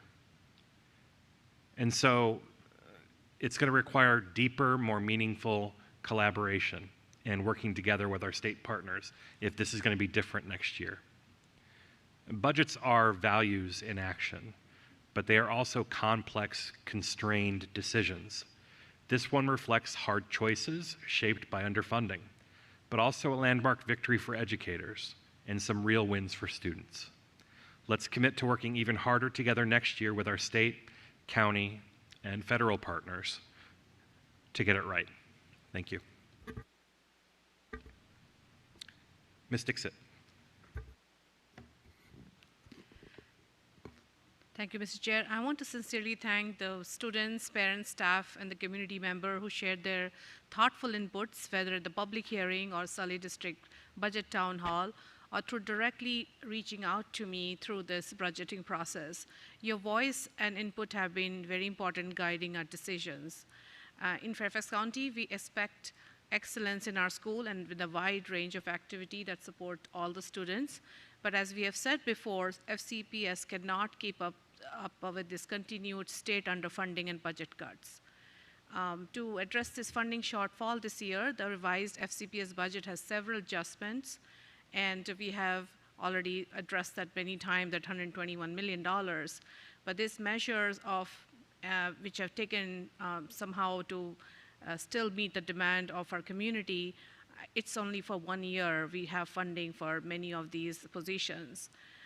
Over time, there'll be fewer adults in the building, which will mean larger class sizes, less intervention for struggling students, and less support for teachers, directly impacting learning outcome.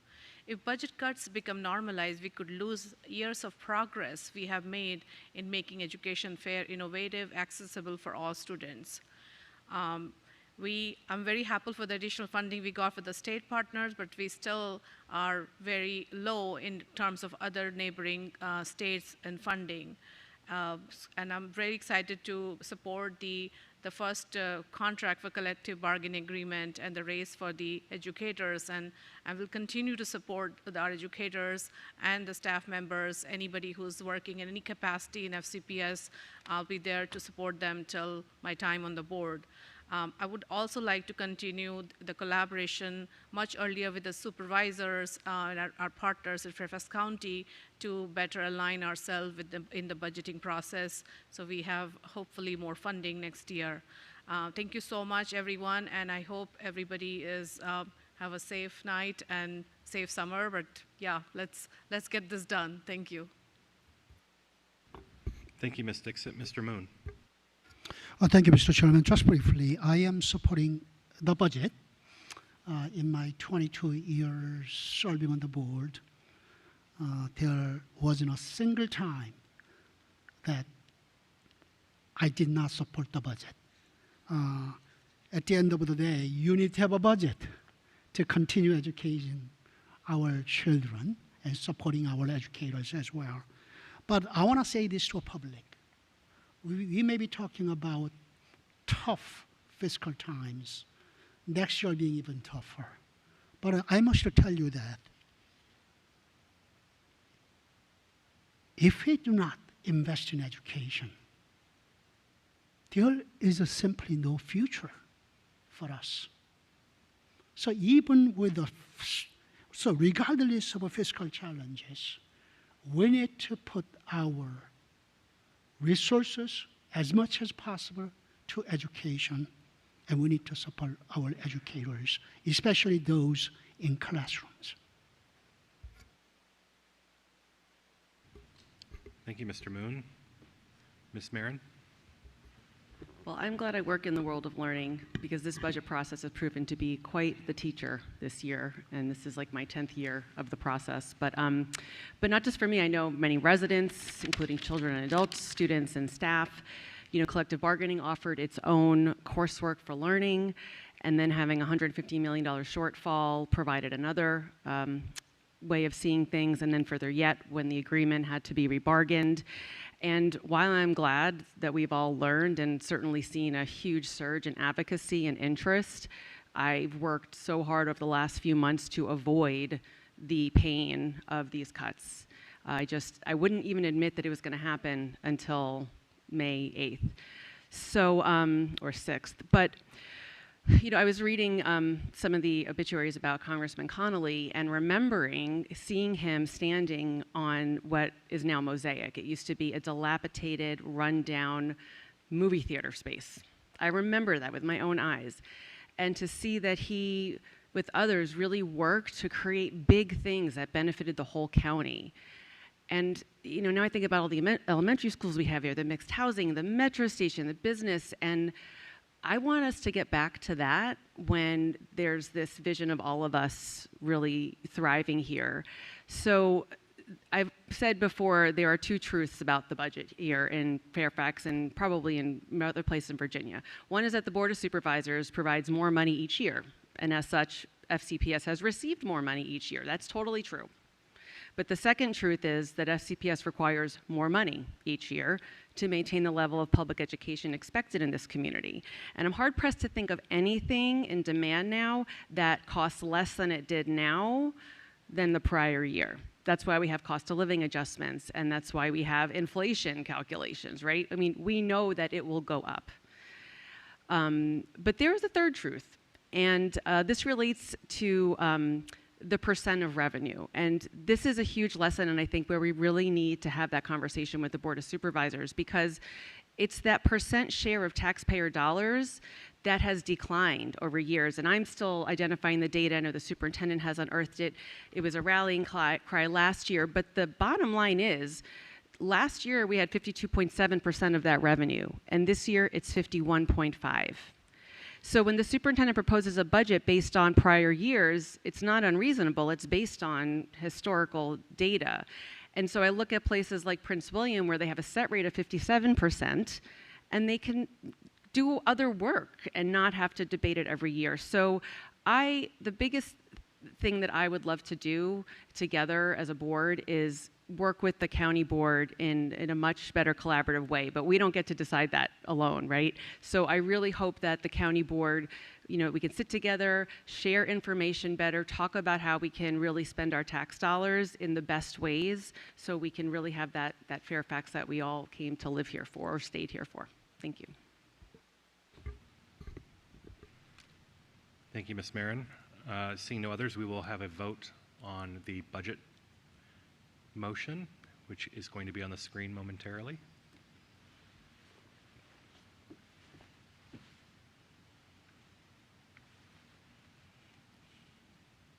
All right. All those in favor of approving the motion, Ms. Marin, Ms. Dixit, Mr. McElveen, Dr. Anderson, Mr. McDaniel, Ms. Anderson, Ms. Sizemore-Heiser, Mr. Dunn, Mr. Moon, Ms. St. John Cunning, Ms. Lady, and myself. That is unanimous. The motion carries. Congratulations.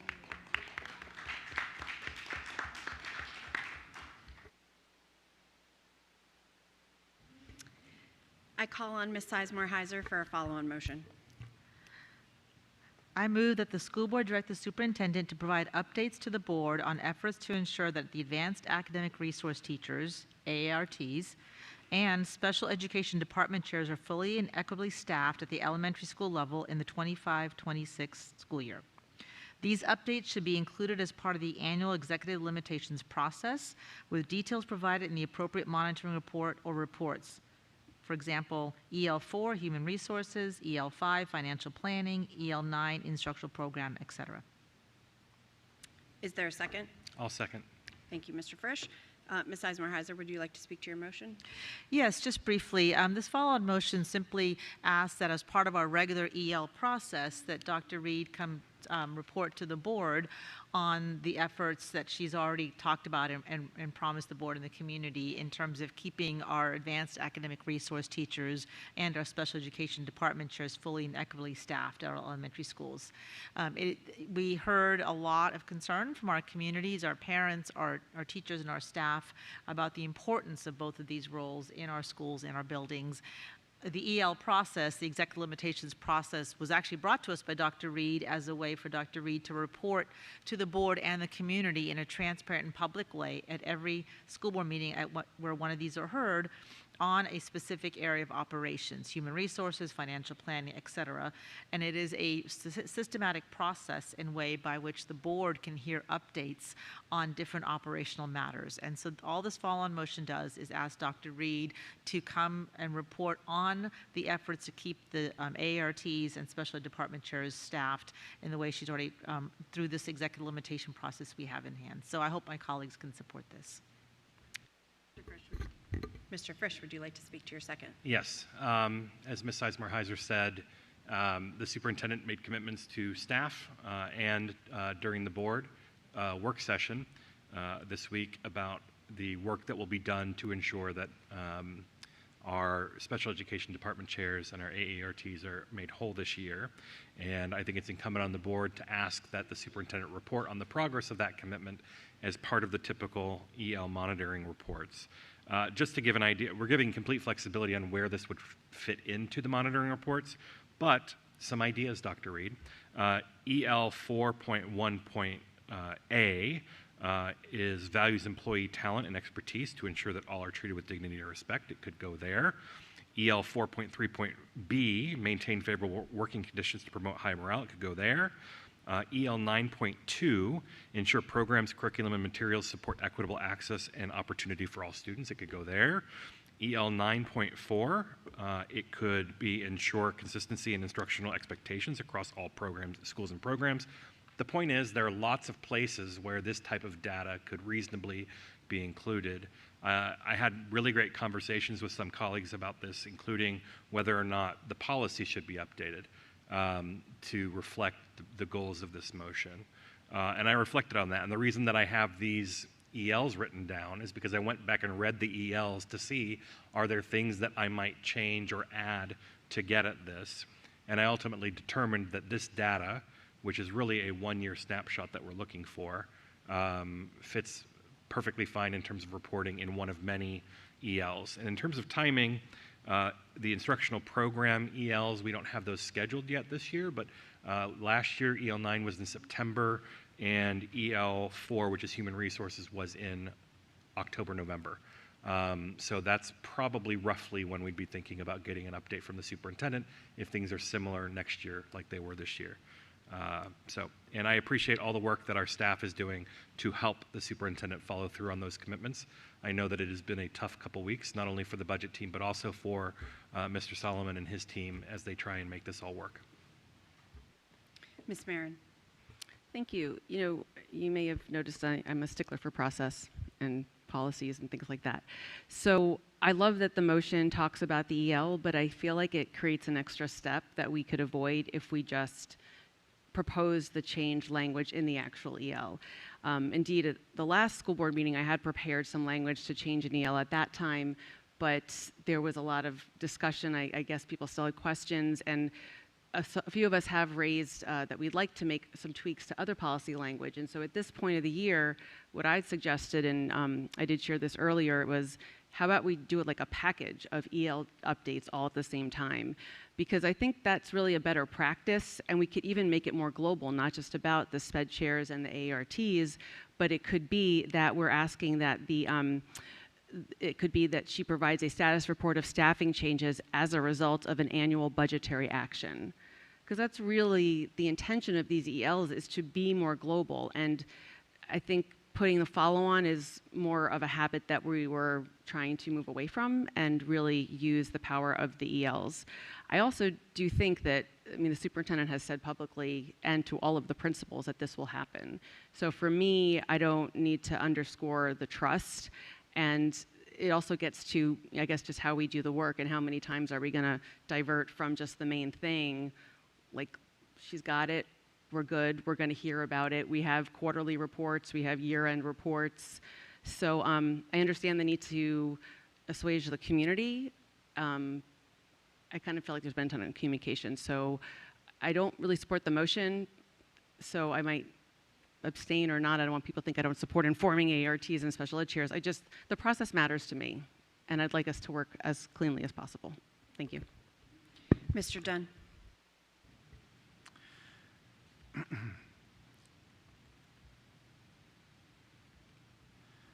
I would like to bring an amendment to the following motion. I move to amend the follow-on motion to delete the words "provide updates to the board on efforts" and replace it with "provide a plan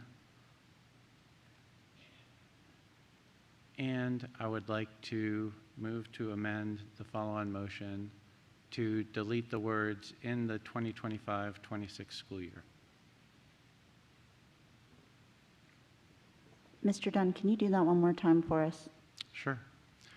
I would like to, I move to amend the follow-on motion to delete the words "in the 2025-26 school year." It's right in the middle. And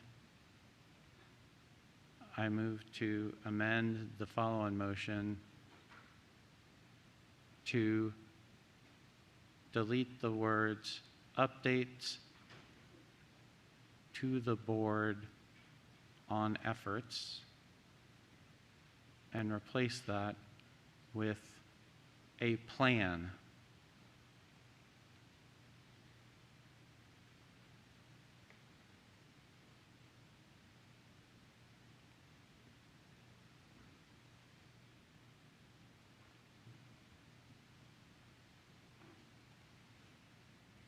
Is there a second? Mr. McElveen? Second. Mr. Dunn, would you like to speak to your motion? I would. I feel the following motion is unclear in its intention and desired outcomes, because the phrase "to provide updates to the board on efforts." In the business world, we talk about effort doesn't count, but outcomes do. And so fundamentally, what this following motion is seeking to achieve is to ensure that we continue to employ advanced academic resource teachers and special education department chairs for the foreseeable future. I think we heard almost 200 people testify to their value to their elementary schools. And so I think fundamentally what we want is not updates on efforts, which is really just spinning wheels, but instead a plan to ensure that they remain continuously employed. And the second edit, I propose to delete the words "in the 2025-26 school year." What that essentially conveys is that we only care about extending their employment for 1 year.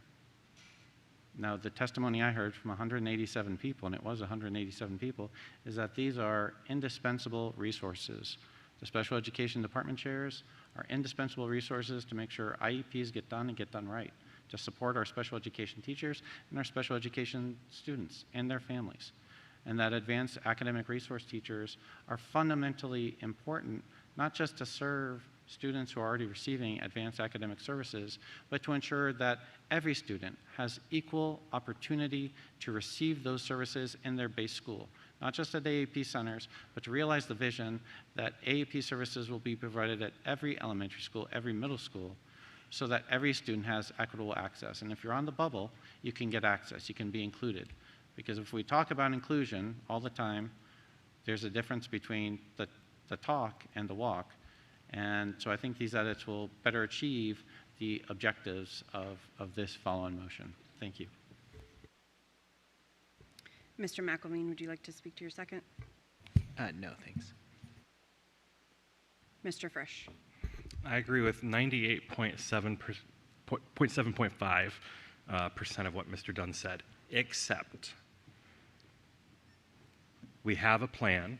It may not be the plan that you're articulating, but we have a plan for this year. And I want a report on the execution of that plan. Did it work? Do I support the superintendent coming forward in the future with a plan for how we're going to address these needs? Of course I do. But that's not what this amendment seeks to do. This amendment seeks to make sure that the plan that has been articulated in the work session, in the meetings with AARTs and special education department chairs, is executed, and that it results in what we're told it's going to result in. So if you want to bring forward a forum topic or another motion that asks for a plan, and maybe not even just for these two positions, we heard about other positions as well, I would likely support that. Also, the monitoring reports are not so much for plans being presented to the board as they are for updates on the execution of work. So not quite the right place to put it, but I support almost everything except for that little nugget, which is where it's being placed. I'm going to ask that everybody go ahead and turn off their lights if you do not want to speak to this particular amendment. So, Ms. Sizemore-Heiser. Thank you. And similar to my colleague, I also support 98% or maybe 99%. I don't quite know the quite number of what you bring. I think we all understand the value of these positions. I'll just say, personally, having both had an AAP child and a special education child before these positions were in place, and seeing the difference they make in the buildings, I understand from a personal level the value our department chairs bring in supporting teachers, in ensuring those IEPs and processes are happening and engaging with families. There's so much that they bring. Same with the advanced academic resource teachers.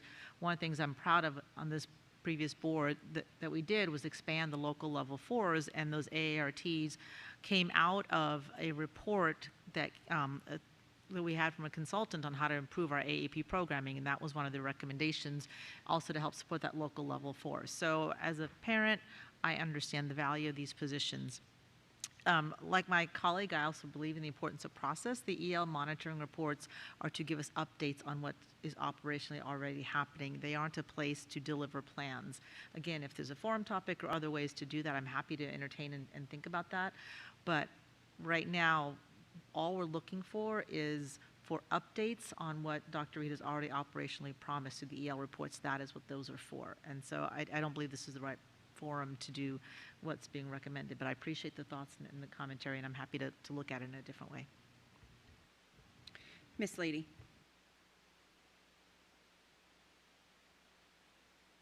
Thank you.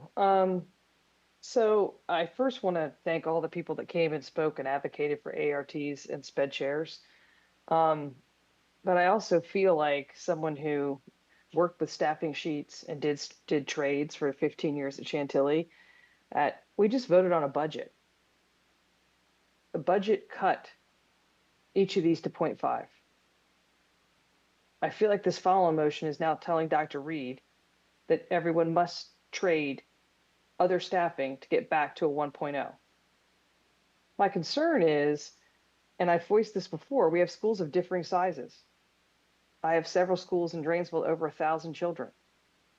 Perhaps they need a 1.0 of each of these, but I also have some smaller schools that have differing needs. I also want to uplift the schools who have implemented STEAM classrooms. To mandate that these become 1.0 each might be mandating that you cut a STEAM teacher. It could be mandating that you cut an EMERT. It could be mandating that you cut a reading specialist. I just want my colleagues to understand how staffing works.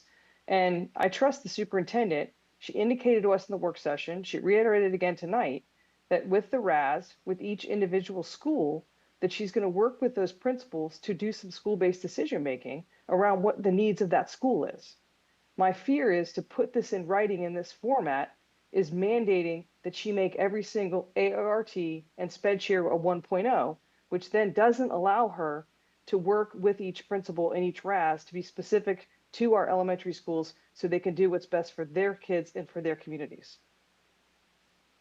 And for that reason, I can't support it. Mr. Freshberg, go back. Dr. Anderson. Dr. Anderson.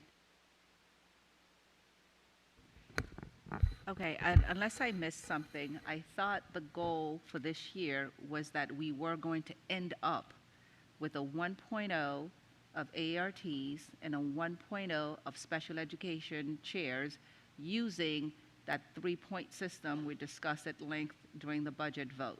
So that is going to happen, bar none. Is that correct, Dr. Reed? Yes, ma'am. So it's not an if, it's not a can, it's going to happen using one of those three things or a combination of those three things. For this year. For yes. this year. That's correct. So this is asking that you provide an update that it happened. Yes, ma'am. Because as I understand it's already mandatory. Yes, ma'am. Thank you. Mr. Frisch.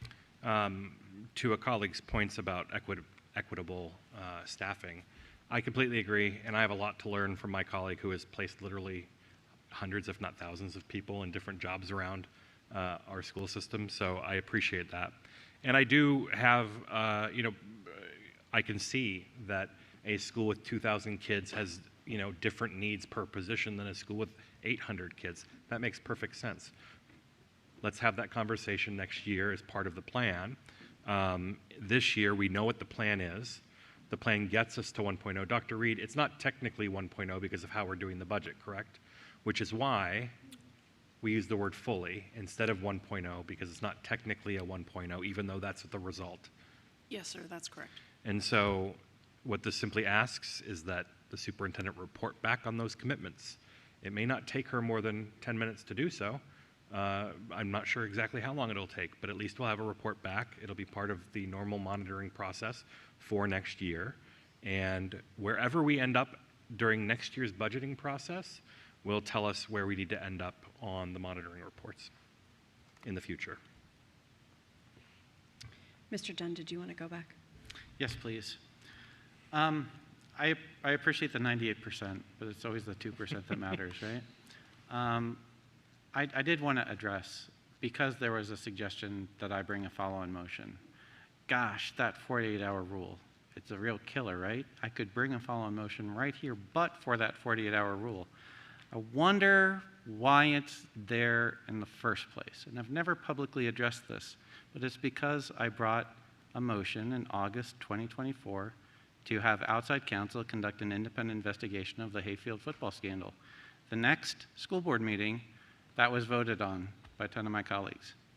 And I think we've seen that that 48-hour rule is really inconvenient when we want to make progress in our school system, when we want to have debate, when we want to bring motions here at the meetings, because some conversation's been had and like, gosh, that's a great idea, 98% there, if you just tweaked it. I could tweak it if I didn't have to wait 48 hours and get in my DeLorean and travel back in time, right?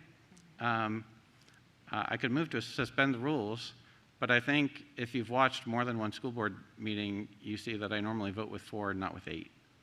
And so I think it's important that we recognize the realities that we're in a democracy, right? And we talk about democracy at risk. We need democracy on the school board as well. So with that, thank you. Seeing no other lights, we're going to go ahead and vote first on the amended language that's on the screen in front of you. All those in favor? Mr. McElveen, are you voting for your amendment? Mr. Dunn? All those opposed? Ms. Dixit, Mr. McDaniel, Mr. Frisch, Ms. Sizemore-Heiser, Ms. St. John Cunning, Ms. Lady, and myself. All those abstaining? Mr. Moon, with Ms. Marin and Dr. Anderson away from the table. Okay, so now we are going to return back to the original, or that, will the clerk please read the vote?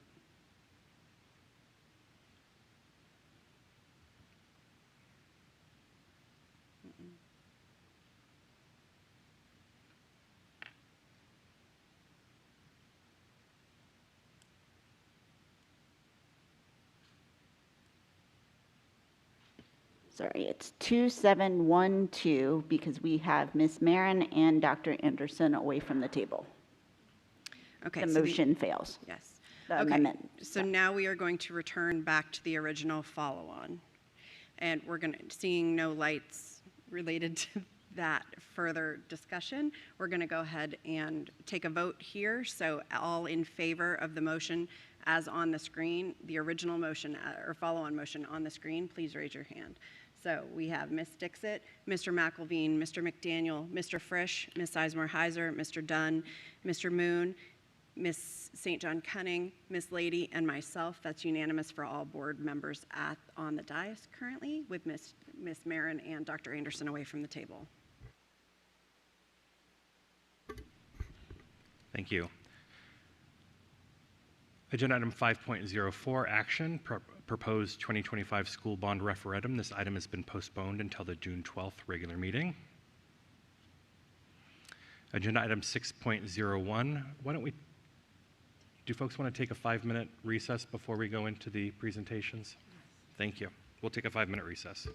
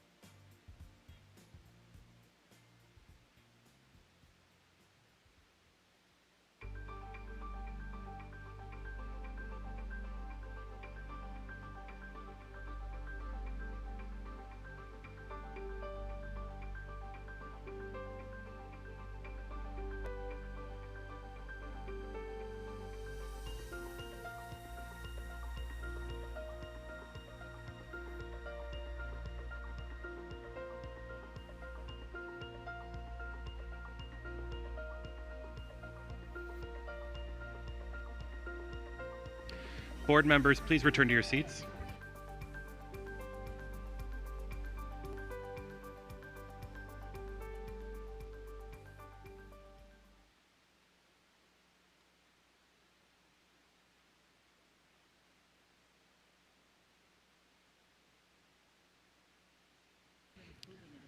Colleagues, please return to your seats.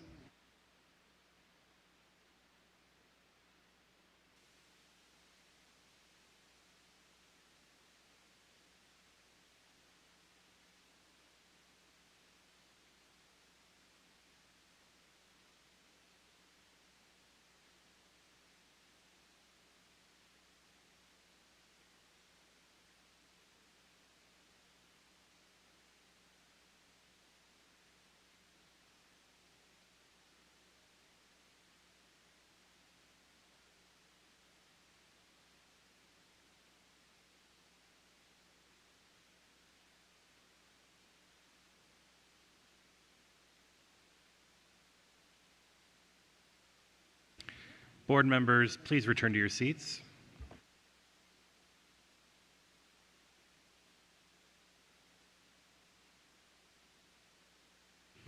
Dr. Reed, I think we'll let the stragglers join us as they sit. Go ahead. Go ahead as in begin.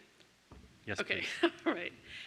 So goal 2 of our strategic plan states our commitment that every student will experience an equitable school community where student health and well-being are prioritized and student voice is centered. As part of this commitment, we're dedicated to ensuring that every student has access to the necessary mental health and wellness services to support their successful engagement in school. So this evening, I'm thrilled to bring academic matters around mental health and wellness supports. And this is really important, as I had an opportunity to do a short video with one of our musical theater students yesterday morning, which we'll share later in the next week. One of the things he said is that he really found his voice when he felt confident and centered in his school environment. So I think this is really important. So I want to note that this evening, all Fairfax County Public Schools and programs are supported by school-based mental health professionals. This includes school counselors, psychologists, social workers, and substance abuse prevention specialists. And I would say that our folks have been incredibly thoughtful, caring, and dedicated to the focus of making sure our students are supported while in school. School-based mental health professionals provide a range of services to support the social and emotional well-being of our students, and these professionals collaborate with administrators, teachers, and parents to create positive classroom cultures as they recognize and respond to students' emotional needs effectively. To learn more about the unique training, expertise, and contributions of each of these professionals, you can visit the websites linked on this slide. So moving to Policy 2121, Fairfax County Public Schools supports student mental health and wellness essentially through 3 areas. Number 1, prevention and education. Secondly, assessment and intervention. And thirdly, crisis support and postvention. That's a term I haven't used before, but that must be prior to intervention. So anyhow, these processes for supporting schools are critical and continue to be part of activities that are necessary for the world-class education we provide here in Fairfax County Public Schools. In addition to the services provided by our school-based mental health professionals, we also have a number of community partnerships. These are designed to provide easy access to mental health services and encourage students to seek help and support. For example, Our Minds Matter is a nonprofit organization focused on suicide prevention.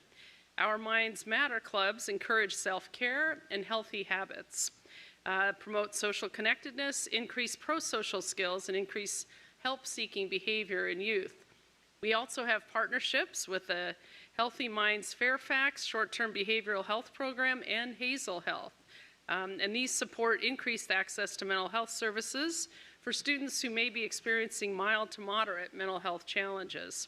Hazel Health currently is available to all high school students and the short-term behavioral health program is available to all high school and middle school students. The partnerships we have with Fairfax County Community Services Board and the Heart Leaf Center deliver mental health services on site in our FCPS school buildings, and our partnership with Northern Virginia Family Services includes school-based mental health and prevention services that are also critical for the safety and mental health and well-being of our students. Currently, the Our Minds Matter clubs are in 19 high schools, 11 middle schools, and 1 elementary school, and on-site community services board services are available in 10 schools. Heartleaf therapy are available in 2 elementary and will be expanding to an additional 4 in the 25-26 school year. When you think about mental health, it's really important to think about how we collaborate with families and how critical that relationship is. The Family Academy and the Family Resource Center provide ongoing opportunities for families to learn about youth mental health, develop the skills and understanding needed to identify challenges and seek help, and promote the development of protective factors that support resilience and well-being. This slide shows the most recent Family Resource Center presentations offered by school-based mental health staff. Finally, I want to highlight how FCPS is supporting our students and our community as we respond to the ongoing opioid crisis.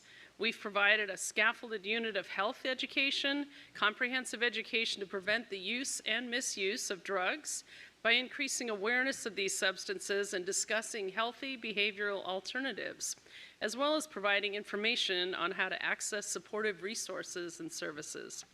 These substance abuse prevention specialists are assigned to every Fairfax County Public School pyramid and are based in each high school. And these hardworking professionals work every day to support our students and to think about substance misuse prevention. It's really a critical part of our ability to have students focus on school in school. We've also established a comprehensive overdose protocol for all school administrators to follow in the event of a suspected school-connected student overdose. This protocol includes immediate steps for maintaining student safety as well as follow-up actions to support the student who experienced the suspected overdose and any staff or student bystanders who observed or responded to the suspected overdose. Each school clinic has been stocked, as well as every school bus and every AED unit in every high school and every Fairfax County public school with naloxone, and all school administrators, school health room aides, public health nurses, school safety and security staff, middle school after-school specialists, transportation staff, athletic coaches, and athletic trainers complete a training program on recognizing opioid-related overdoses, administering naloxone, and promptly seeking medical attention for a drug overdose. We also send out division-wide notification anytime there's a confirmed overdose in any of our schools to ensure transparency and community awareness. Finally, we use opioid settlement funds to develop a prevention program focused on encouraging open family communication and fostering help-seeking behavior, which includes our Become Unskippable message included in our FCPS communications over the past few months. Madam Clerk, would you please play the video?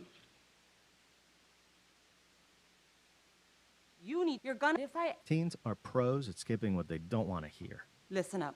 We need to. Especially when it comes to hard conversations, like discussing fentanyl. I need to talk to you right now. Yeah, no, I don't want to hear excuses. But with the right approach, you can become unskippable. Hey, do you know what to do if a friend overdoses? And when you're unskippable, you can teach your teen how to spot and respond to a fentanyl overdose so that they can help save a life. Learn more at fcps.edu. Thank you. So, Chairman Frisch, that is academic matters for this evening, and I'm happy to take any questions. Thank you, Dr. Reed. Dr. Anderson. Thank you. That was definitely very powerful. Those are important conversations to have, and I know we've had a lot of community outreach regarding drug overdose, so thank you for that. One of the things that I'd like to think is happening is that we're having fewer happening this year than we did last year. Is that accurate?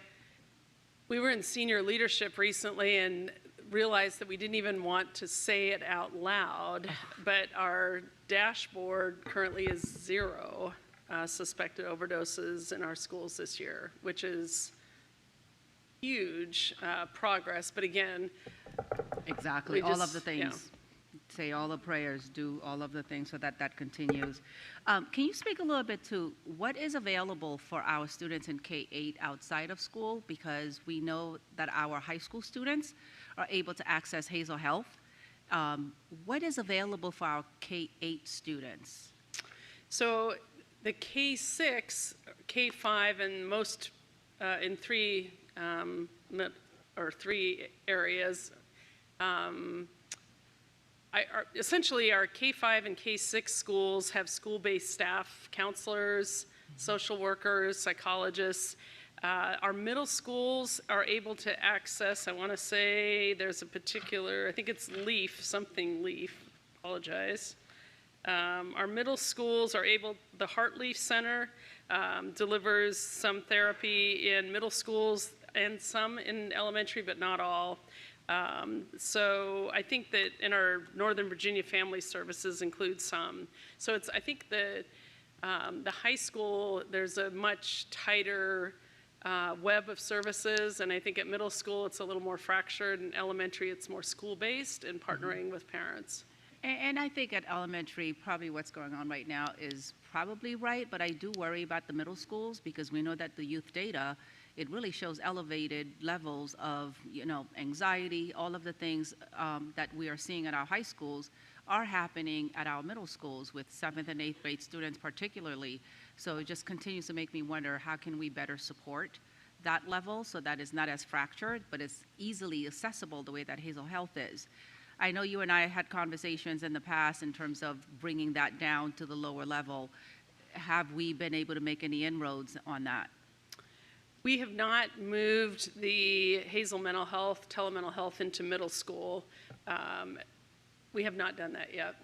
Is that still a possibility? It is a possibility, but there is a budget implication. Currently, the annual cost of Hazel telemental health is $1.26 million, and that's what we're funding it in the FY26. And this from July 1 of 2024 through May 13th of 2025. We've had 1,068 students referred, all of which are high school students, with 2,777 teletherapy sessions conducted. Referred, I thought it was self-referred. Are teachers also referring students to Hazel Health? Roughly 50% of the referrals came directly from families, and 50% came from school-based mental health staff, which includes school counselors, social workers, or psychologists. And I think we included referrals from families could also include students. Thank you. I would be remiss if I didn't share, especially in a time of really tight budget times, we've allocated a significant amount of dollars to this program, which I think is very worthwhile. And it's supposed to be able to be available to all of our high school students, which total around, 25,000 students? More than that. More than that. Yes, ma'am. And we have 1,000 accessing it. That's at a cost at $1,100 per kid. That doesn't seem to be a lot of bang for our buck. It appears that there is not, well, I should say in grade, it looks like the most usage is occurring currently in grade 11, where 867 sessions occurred, followed by the 10th grade year at 724, the 9th grade year at 651, and our seniors utilized it the least at 535 sessions. So, our students, there are a variety of ways that we reach out to let students know, but it is not used as robustly as it certainly could. Not at all. And the difference at high school, if you could refresh my memory, is that students, are they requiring parental permission to participate at the high school level? We've done opt-in and opt-out, and I think right now, Dr. Presidio, do you want to confirm which way we are right now? I think I'll let you answer. We are requiring parental permission, So yes. parental permission is needed at the high school? Yes. For students to participate. it seems to be a little bit easier then for us to just absorb the middle school students into that group, because we also know that there's a need there, and we are really not getting the most impactful participation. It just seems as if we should have some space there to perhaps renegotiate that contract to be more inclusive of our 25,000 middle school students, of which a fraction would participate, just to get a little bit more out of this. Again, I'm a big fan. I just worry about the investment and not really seeing that we're getting as much out of it as we should be.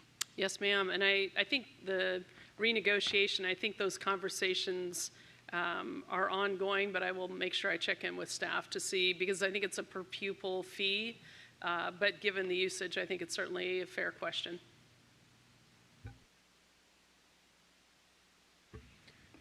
Thank you, Dr. Anderson. Mr. Moon. Thank you, Mr. Chairman. Dr. Reed, I think I did ask this question previously, but I wasn't sure whether I have received a response. And this question is the best way to deal with mental health issues is to prevent them from happening.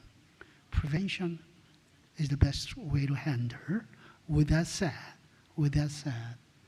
as we set higher and higher standard and asking our students to take more rigorous courses and more AP and IB courses, our students become under more and more stress.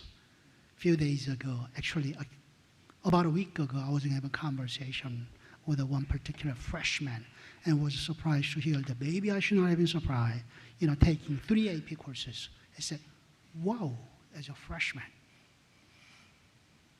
And how do we reconcile students being stressed out because we are asking for more and more, and our desire to prevent mental health issues, prevent that from happening?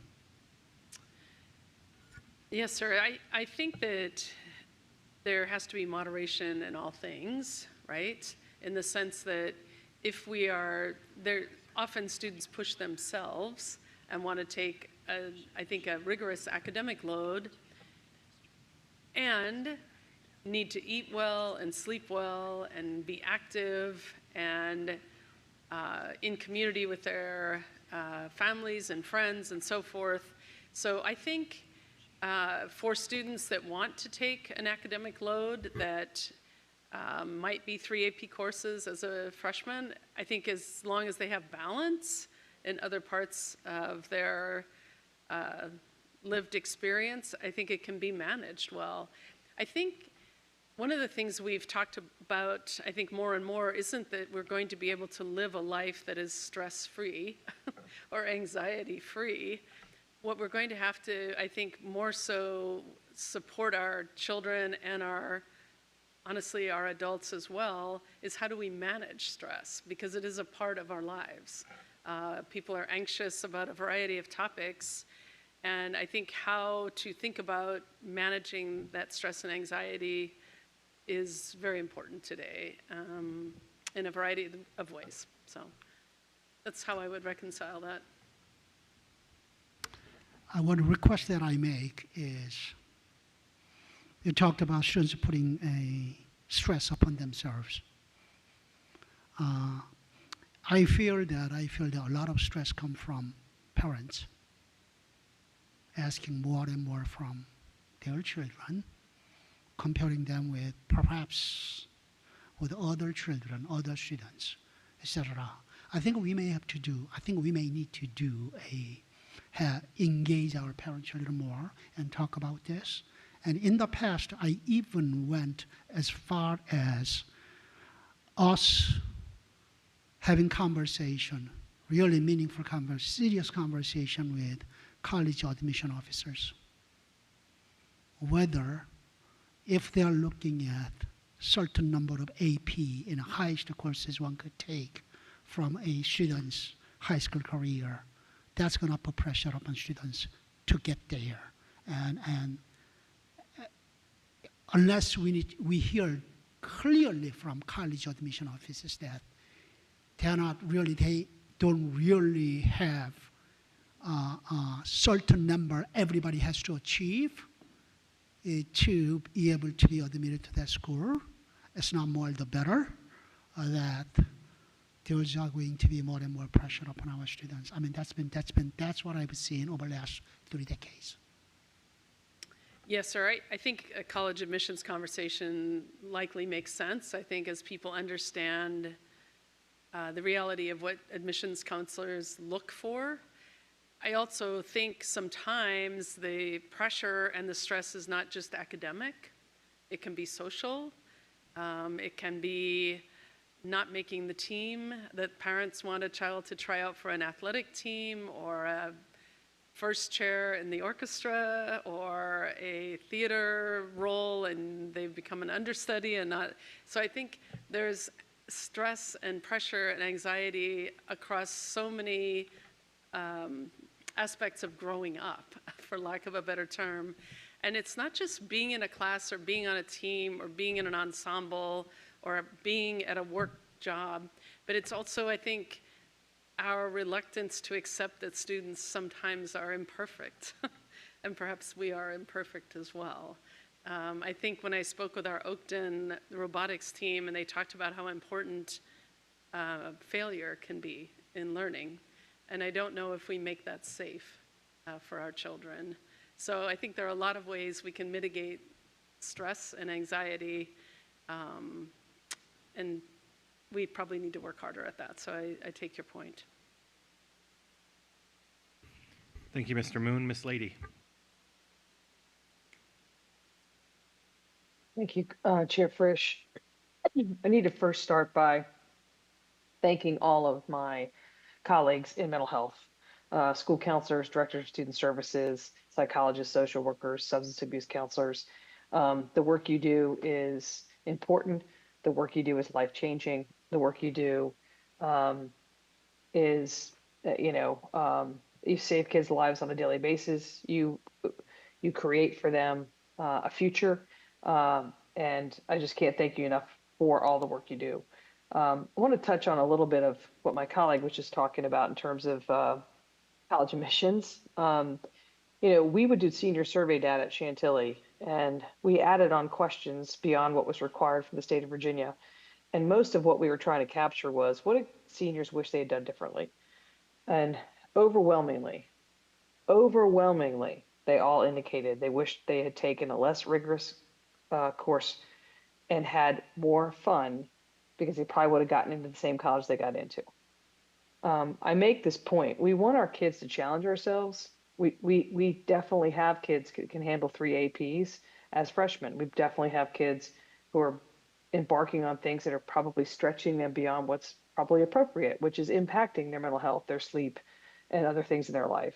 But to the college admissions thing, I always used to do this at parent meetings. I would say to my parents, I want you to take out a piece of paper and write down where your child's pediatrician went to undergraduate. And they all chuckled because they didn't really know. The next thing I asked was, where'd your accountant go to undergrad? Well, they don't know. I could go on and on, from a dentist to an attorney to you name it. The point being that, all of our colleges are fantastic, and a college education is transformative for the kids who are college bound. I also want to uplift trades. We live in an industry now where the pendulum has swung back to where you don't have to have the piece of paper to thrive. We have a lot of career-based programming that kids can leave high school and walk right into a nice salary, get training within that industry, and really thrive. So back to the mental health piece, I think we just need to, help kids understand that there are numerous pathways, and understand that college is a launching point for all kids to do well once they get there. But I'm really grateful. And it's interesting because I felt like there's a little bit in the presentation heavy on opioids and the work we're doing with substance abuse. And I'm grateful for the comment that, yes, there's 0 right now, knock on wood, within the dashboard in terms of overdoses. But what we still have combating is social media. We have what kids are using to define their self-esteems, and, learning how to manage stress. And if they're, I will also speak to the parent piece. As a parent, Miss You know, Lady, it was, your time yeah. is up. Thank you. Okay. I can give you a go back if you like. Thank you. All right, thank you. Ms. Dixit. Thank you, Dr. Reed, for highlighting the mental health and wellness support from FCPS. I did want to, I remember something, if last year you had made a presentation about our sixth grader have some behavioral, and they're exhibiting that they feel like they're getting more bullied, or they complained about loneliness and other things. I wanted to see if that trigger is still going on. Like it was on uprise, I think, that time. Yes, ma'am, you remember that correctly, and I will be getting that data back, I think, at some point for this past year. And as soon as we do, that'll probably be in an EL next year. So I will make sure we get, and if we have anything current, I'll include it in a Friday letter. And that kind of really emphasized the need of more counselors at school, and our student-to-counselor ratio is really low. I mean, it's a high role, I don't know, but yeah, we need more counselors. And what is the ratio right now for Title I schools? Well, all of our Title I schools except 2 are elementary right now. Correct. So, Dr. Presidio, do you have the ratio roughly of our counselors in Title I schools? The ratios in our Title I schools for counselors aren't any different. The ratio, and Mr. Solomon might know the precise number, but the elementary ratio for counselors, I believe it's 1 to 500.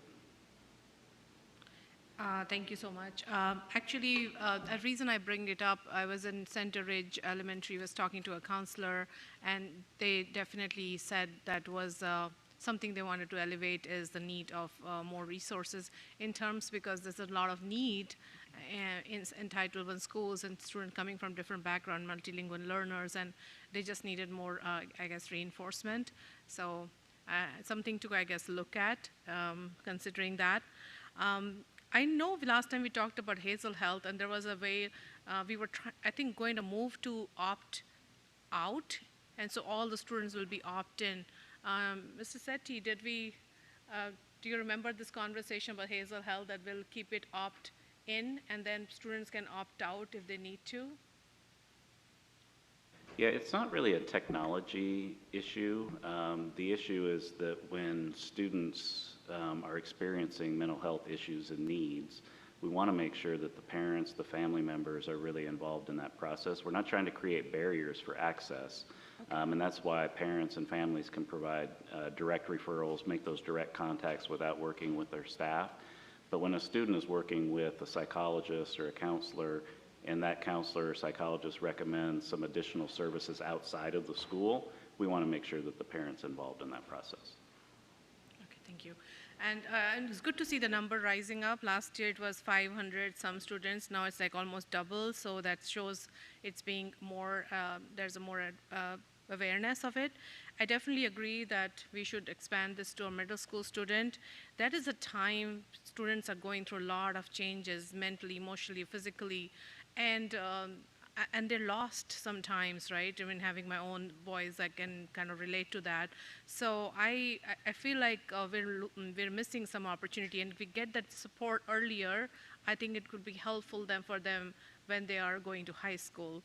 So I think middle school are really, really important for a lot of things we do, and especially just 2 years in the school, in and out, they need more support. So we'd like to see if that can be added. And also, I think the cost of it, maybe talking to Dr. Ms. Burden, that maybe per pupil cost of negotiating with, some way we can bring the cost down per student for that. We will work on that, yes, ma'am. Thank you. Thank you, Ms. Dixit. I'm sorry. Oh, sorry.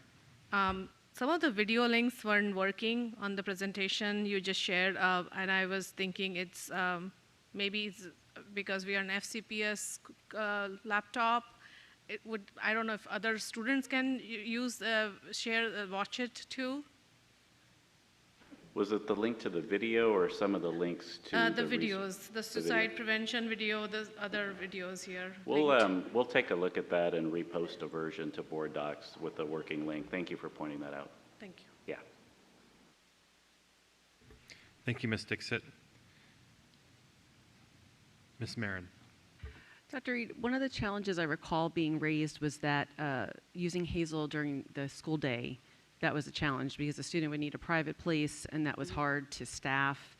And so I do wonder about the low usage. So again, it was that students would require a private confidential place, and that would mean that staff would have to then monitor that.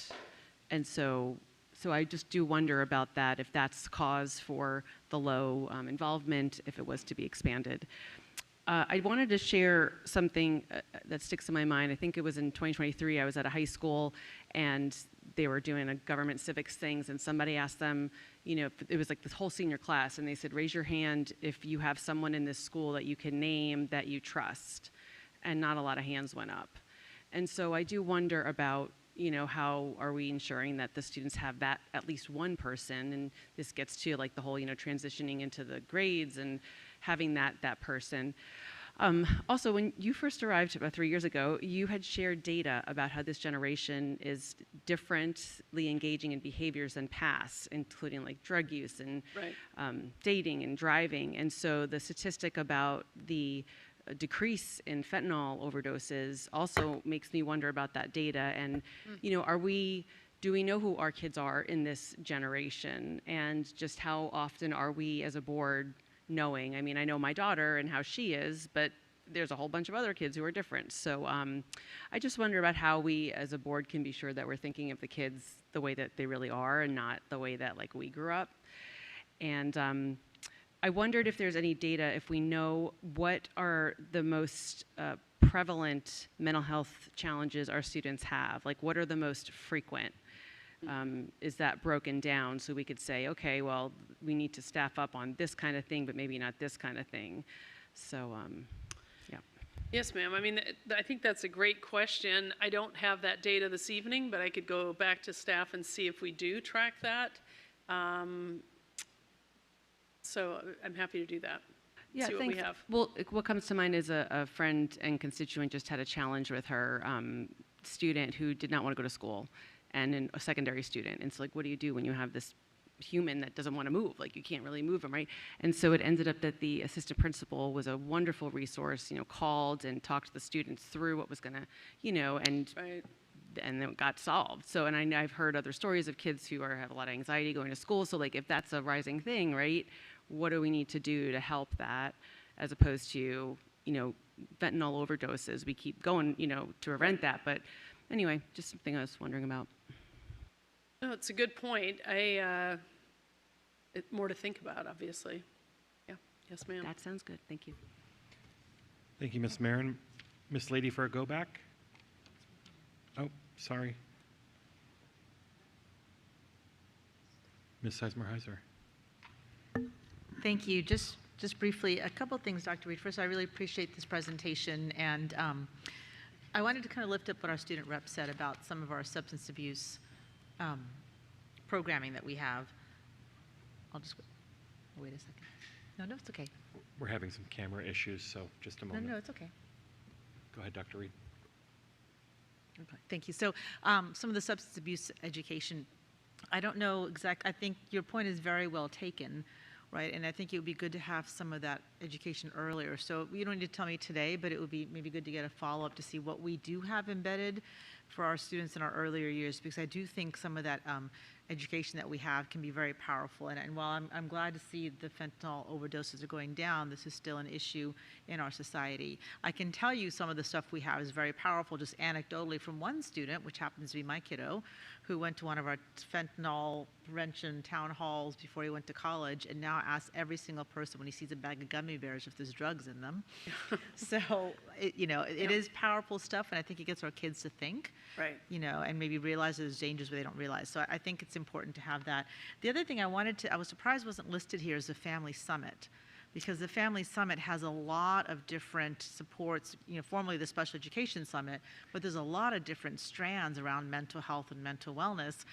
again, anecdotally, I can tell you, when my own child was diagnosed with autism, I learned a lot about that at the family summit first. So I think that's an important thing, to lift up, especially since it's back in person when it's been virtual for a long time. So I just wanted to mention that I think that's an important piece where our families can really learn a lot and then take those strategies home to their students. So, and this last thing I want to say is this goes back to what I've been talking about for a while when it comes to our budget, right? Not only are we facing a shortfall, but schools are being asked to do so much more than they ever were asked to do, right? And our principals and our teachers and our leadership team and everybody, the workers in our building, everybody's been asked to, not just educate our students academically, but, ensure that they're mentally well, ensure that they're fed, ensure that we engage their families. And that's a reality that we have to get our community to better understand, that the demands on schools are higher than ever, and we've got to be funded to meet those demands.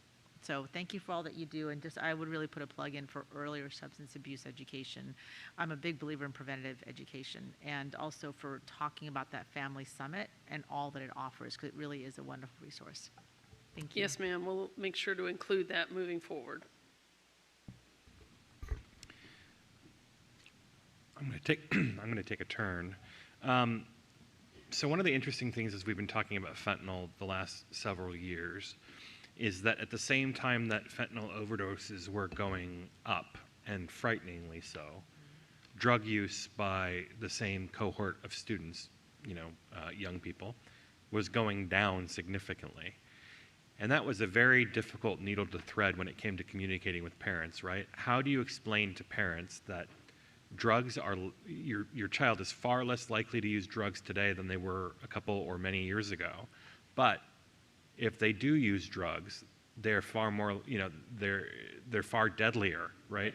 That they could be laced with fentanyl, et cetera. And so I would hate to leave the public with the perception that what we're talking about here is an epidemic of drug use, right?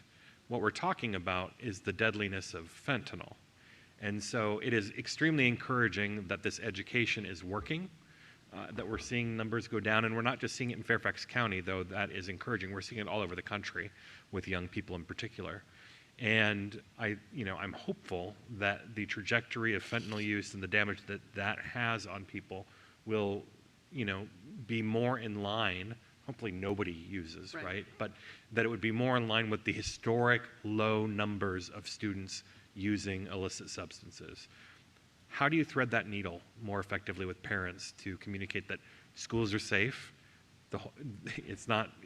everybody's not using drugs, but fentanyl, yes, is extremely dangerous? So I think threading that needle, really our mental health professionals and our substance abuse professionals have been really thoughtful about that. And I think as all of us just use language that you used this evening, Mr. Frisch, I think our students are less likely to use drugs. However, the drugs that they may use are more deadly. And I think the other thing about fentanyl is you can inadvertently use fentanyl if you're not very careful about the source of any kind of pill that you might be taking, and just even aspirin that you get from a friend. Absolutely, yes, sir. Yeah. So just, being good and wary consumers, I think we have to really help our young people with. Well, in the years ahead, I'm looking forward to partnering with you and the rest of the staff as we explore other ways to support not only students from ever, hopefully never getting involved with drugs, but also helping students who have encountered drugs and are now living clean lives, because they could use more support in our schools as they navigate what is already a difficult time for any teenager, let alone one living in sobriety while also getting their education. Yes, sir. Thank you. Mr. Dunn? I just wanted to say, with respect to fentanyl, that we have heard in presentations the risk not only for children and students, but for adults as well, and how it's important for every human being, regardless of age, to be careful about where they procure their pharmaceuticals from, because unless you're buying direct from Walgreens or other reputable pharmacies, ordering online, even obtaining a bill from a friend. We heard a story not so long ago about a judge who, borrowed an aspirin and was found dead the next day. That's extremely unfortunate for people who have no intention of engaging in illegal drugs, don't think they're engaging in illegal drugs, but the pills they receive are, for whatever reasons that escape me, are contaminated. So certainly for all of our community, not just our schools, it's important to be prudent, be safe, and know where your medications are coming from, because this is a larger societal problem and not just limited to our schools. Thank you. Thank you. Thank you, Mr. Dunn. Ms. Sawant. Thank you. This is very timely, just given what we were speaking about earlier this week with students. And as we can see on the screen, there are so many different resources, but I don't think that they always reach the students. Like when I was saying like there's substance abuse specialists, a lot of the students were like, well, I didn't know, or I don't know who that is for my pyramid. But what I did want to talk about was the ATOD lessons. Like I know in middle school, it's well given through health and PE classes, and I can sit through my inbox and actually find weeks where I was submitting those assignments. But when it gets to high school and you can choose to take HPE over the summer and you don't get those health lessons the same, or you do it in 9th and 10th grade but it's only a week, how do you implement the ATOD lessons for 11th and 12th graders? Because what I heard from students varied a lot. So great point, Ms. Swan. And Dr. Presidio, what does our curriculum look like for juniors and seniors, which might be really critical times for sure in high school for ATOD lessons? Yeah, I'm going to actually on that one, I think phone a friend. I believe Dr. Axler is online and could maybe help us with the scope and sequence of delivery of lessons from elementary through secondary. Sure. Good evening, everybody. Yes, Dr. Presidio is right. We do have a scaffolded sequence of health and PE lessons focused on substance use from K through grade 10.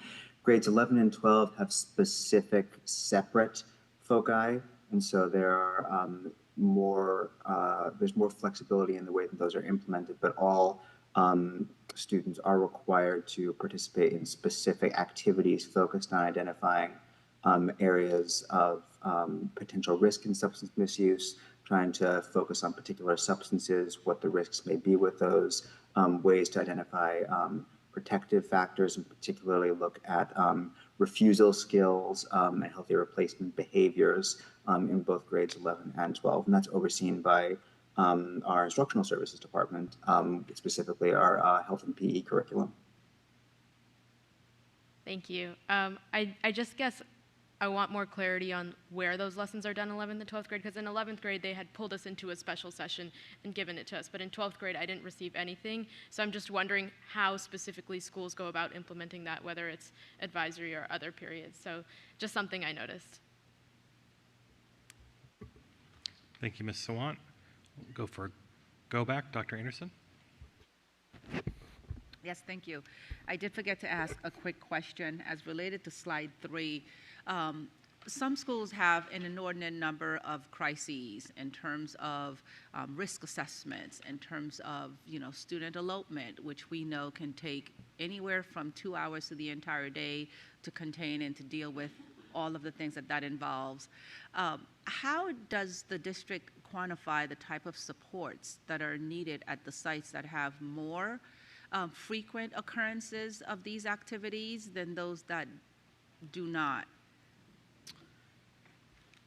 So I know we have staffing standards, and those, as the board and the community know, the staffing standards exceed the standards of quality, the SOQs that are funded from the Commonwealth. Either Dr. Presidio or Mr. Solomon or Ms. Burden, the staffing. And perhaps I should explain a little bit more, because I do know we have the staffing standards, but these are the kind of unanticipated activities that occur in a school year, because I do know centrally those threat assessments, risk assessments, those things are gathered, I'm sure, and tracked by some office, but does that result in additional support for the schools? Because, from somebody who worked in a school, knowing that any of these events can take the counselor, the classroom teacher, the special education chair, the principal, assistant principals, just dealing with the crisis at hand, and having multiple of these crises across a year could really burden a school. So I'm just wondering, how is that data treated for additional support? So I think that probably sits in instructional services, Dr. Presidio, because you have the DSS department there. Yeah. Yeah, so I think it's a combination of the instructional services and the Department of Special Services staff and even some folks in the region offices. So we don't adjust our staffing standards.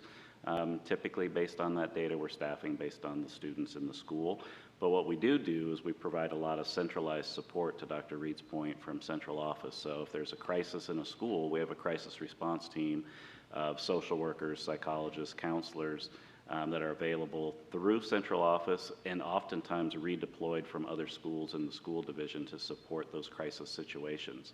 So that could be everything from, you know, a significant issue of safety, a loss of a community member in the school that is going to require significant counseling services, to increased behavioral incidents in a school where we need to push in additional supports, or you know, utilizing those resource staff in a number of ways on mental health and safety issues for particular schools that might be highly impacted. Are those supports able to be deployed immediately when there is, for example, a threat assessment, and let's say a school is handling multiple threat assessments across a week or a period of time? Yeah, absolutely. Okay, thank you. And just the last thing that I wanted to share, because as you mentioned during your last statement regarding Hazel Health, that it's a contract that is per pupil, I wonder, instead of perhaps paying for 100% of the high school students to be able to participate, given our participation rates, perhaps we have a smaller percentage, maybe it's 10%, which will still be more than what we have currently, and still be able to pull up the middle school students. I think that's good feedback. I think that certainly can go into the renegotiation conversation as one of the possibilities. Yes, ma'am. Thank you, Dr. Anderson. Mr. Dunn? All right. Seeing no others, we will let you take your seat. Thank you, Dr. No Reed. strategic planning update? We're doing it from your, am I not correct? There's a camera issue, and I think they would. the camera issue's been resolved. So the current camera issue, we are still having it. There's a couple ways we can go about it. Dr. Reed can be shot from the back. We can shoot her from the side. She can go from her seat. The back is fine. Film. We can film. I think film from the back is a beautiful thing. Yeah. So we do not need to have Dr. Reed speak from the dais. Not unless she wants to be on camera. Whatever you prefer. Thank you, Mr. Frisch. I think I'm here, and let's move forward Sounds good. Strategically with our strategic plan update. All right. Thank you, Chairman Frisch and members of the board. As a reminder to our public, each month we share an update on our work around the strategic plan, and this evening we're going to talk a minute or two about Goal 4, equitable access and opportunity. And this is a goal, I think, that's, again, very important and tied to mental health and wellness. It's one of those measures, in this case, where we're going to look at a focus on accessibility to extracurricular activities. And this evening, I'm excited to share with you the work we are doing with Math and Science Olympiad in our Title I schools. And who wouldn't love to be involved in Math and Science Olympiad? Our mathletes are fierce. And our science leads as well. As you can see from the quote on the screen, are we in a, how about impact of school connectedness? There we go. As you can see from the quote on the screen, participation in out-of-classroom activities has been linked to a number of positive academic outcomes, as well as positive self-esteem and feelings of belonging, which in fact are connected to mental health. When our students are involved, whether it's clubs, sports, programs like Science and Math Olympiad, they tend to do better in school and attend more consistently. In other words, belonging and that sense of authentic belonging matter. The powerful connection between engagement and well-being, especially for our students who are economically disadvantaged, underscores the importance of fostering school connectedness. For the past 2 years, Fairfax County Public Schools, we're on the next slide, please. Fairfax County Public Schools has made a commitment to our Title I schools and students in those schools to ensure they can offer both Math and Science Olympiad programs. These programs have participation at no cost We cover the cost of being part of the program itself. We also cover transportation for all practices and competitions, and we provide meals from the Food and Nutrition Services. We believe every student should have the chance to explore their passion for math and science. In Math Olympiad, Math Olympiad teaches multiple strategies for out-of-the-box problem solving, develops mathematical flexibility in solving problems, and fosters mathematical creativity and ingenuity. The program currently runs from November through March and is a fantastic opportunity available to students in grades 4 through 8. This year, we offered Math Olympiad at 42 Title I elementaries and 2 Title I middle schools. The enthusiasm has been incredible. The math energy our mathletes bring, with over 650 mathletes actively participating in 5 engaging contests that were held throughout the season. Science Olympiad in our Title I schools also run November through March, and they build excitement in STEM by offering fun and rewarding tournaments for elementary, middle, and high school. The program runs, as I mentioned, November through March and offers students opportunities across a wide range of grades between 3rd and 12th. This year, we were proud to offer Science Olympiad at 42 Title I elementary schools, 2 middle, and 1 high school. Again, fantastic engagement with over 500 students participating in this hands-on team-based competition, which culminates in exciting in-person events. And in fact, spoiler alert for next year, we met with the Science Olympiad statewide team as well as Math Olympiad, and we're going to be creating a Fairfax County Public School Spring Olympiad for all schools to participate. We are so excited. I cannot wait. It's going to be quite an event. It's probably going to need to start reservations soon. Anyhow, at this time, let's take a look at Math and Science Olympiad in action. Madam Clerk, please play the video.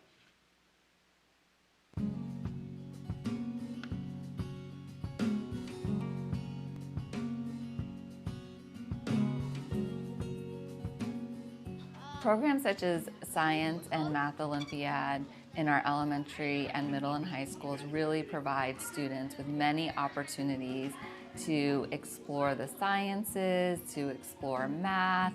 So we really wanted to make sure that we were offering Science and Math Olympiad to as many students as possible.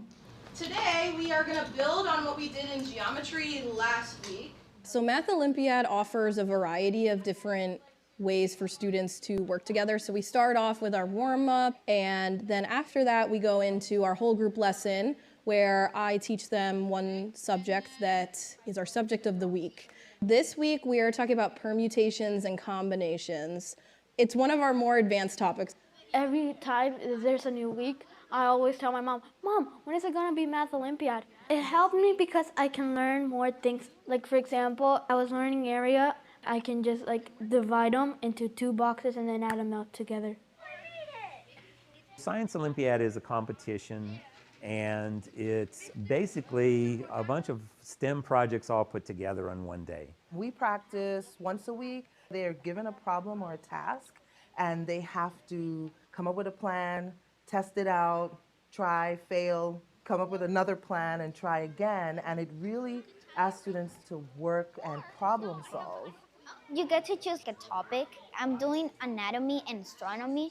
I always want to be a doctor, and that's why I chose anatomy as a topic, and it's just really fun.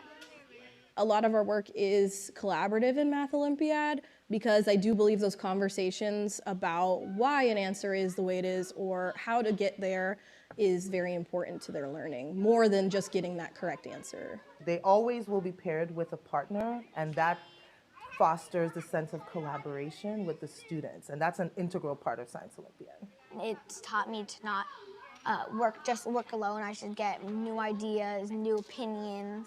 We get to work together with other people, and we're cooperating. I think it's better when you're with a team because you can share ideas. We're hearing from the teachers that they're seeing that students who participated in these clubs, their confidence increased in the classroom, and they were applying all those great problem-solving skills to their different classroom courses. It's important to have access to challenges where you are growing your brain through making mistakes and seeing your own learning in action. It helps them understand how to plan, organize themselves. It teaches resilience, sparks curiosity. It gives them a broader perspective and looking at the world in a bigger lens rather than just in the classroom. You get to think about things in a more practical way. And I think it's really cool that they're practicing basically for things we don't know are going to exist. Like all those jobs that we don't know will be here. It's awesome. It's great. I think it's very special to have this kind of opportunity that our kids can take a sense of accomplishment and pride in, that's going to ultimately, benefit our community and, our child's educational journey. Excellence, equity, and opportunity. So that just warms my heart. And I want to, for the public that's watching, say that this board has insisted that we provide these opportunities for not just some students in some schools, but all of our students in all of our schools. And that's a commitment I hope you see coming to life. Our young people are going to transform the future of our community and this great nation. And that work starts with our educators, our children, and our families that support this. So I will be delivering 2 more updates to the board and to the public related to our strategic plan on June 12th and July 17th. So I'm looking forward to that. And Mr. Chair, this concludes our May strategic planning update. Thank you, Dr. Reed. And Ms. Dixit.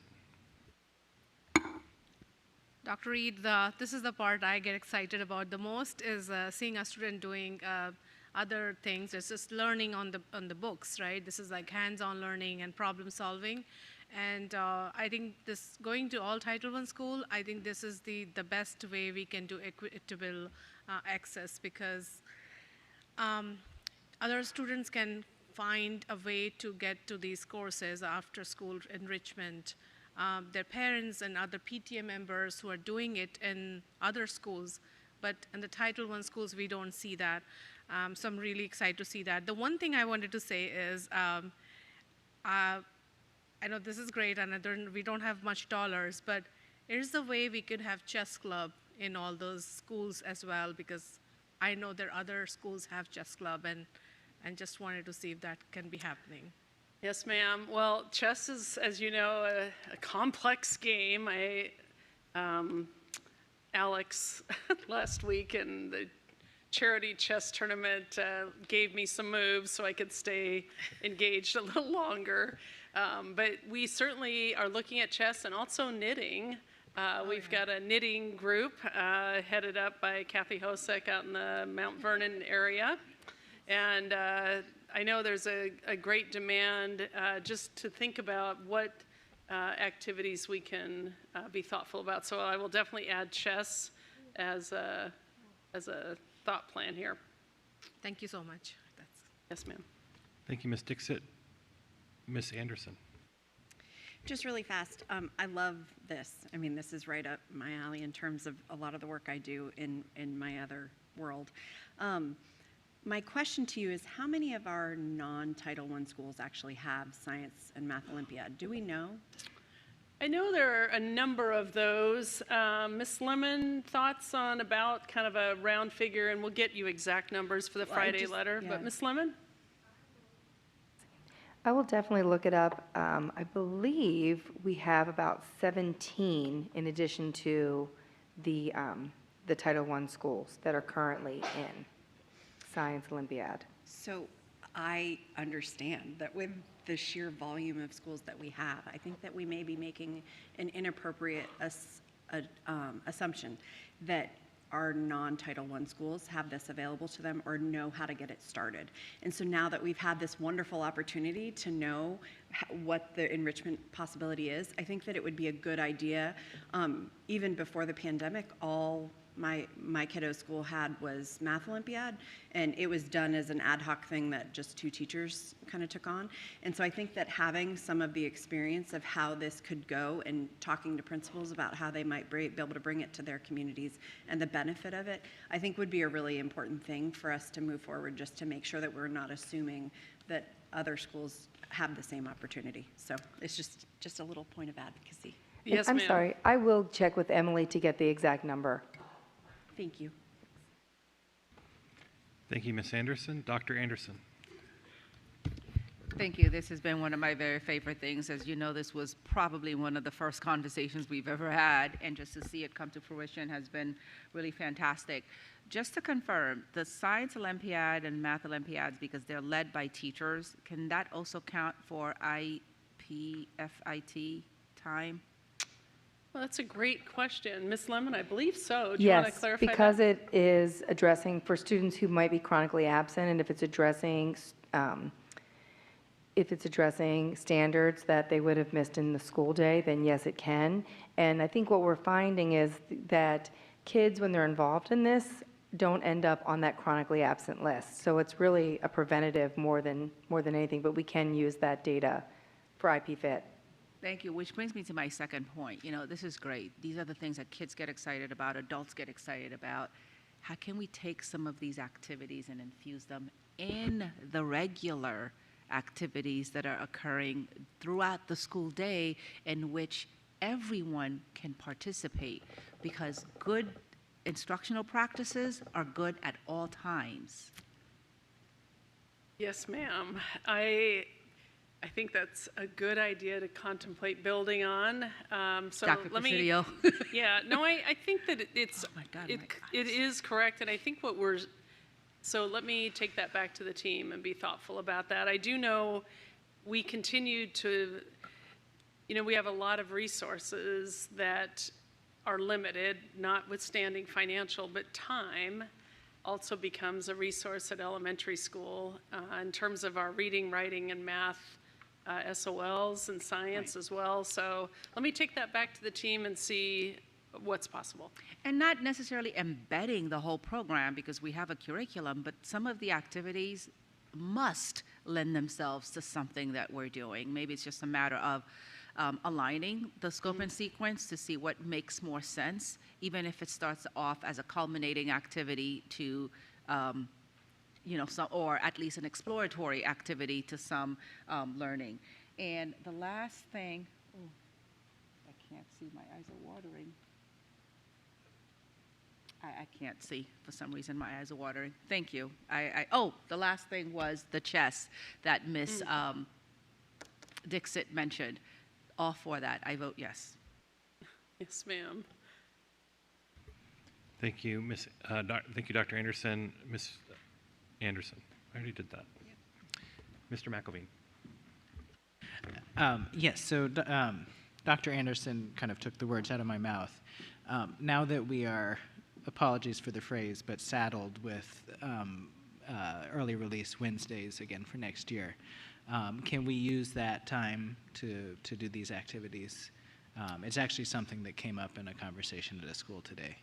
That's, I think that would be certainly transportation's provided and certainly be an opportunity to contemplate that. So let me take that back to the team and we can get back to you on that. Right, and I expect in some schools we'll have to get the PTAs engaged for funding it, but I'd like us to make better use of those early release days. Yes, sir. Thank you. Thank you, Mr. McElveen. Ms. Sizemore-Heiser. Thank you, and I really appreciate this too. I'm very excited to see the hands-on learning, the excitement of the students. I think, to get to the full length of this goal, and I know this wasn't a full report, it's our goal report, right? It was just a sort of a snapshot of some of the great things we're doing, but it would be helpful to sort of have an audit of what is available at our school, so then we have a sense that then we can do a gap analysis, right? Because I think sometimes, as to Ms. Anderson's point, right, we're maybe assuming that this is available in a large swath of our schools, when it is often parent or PTA driven in each school.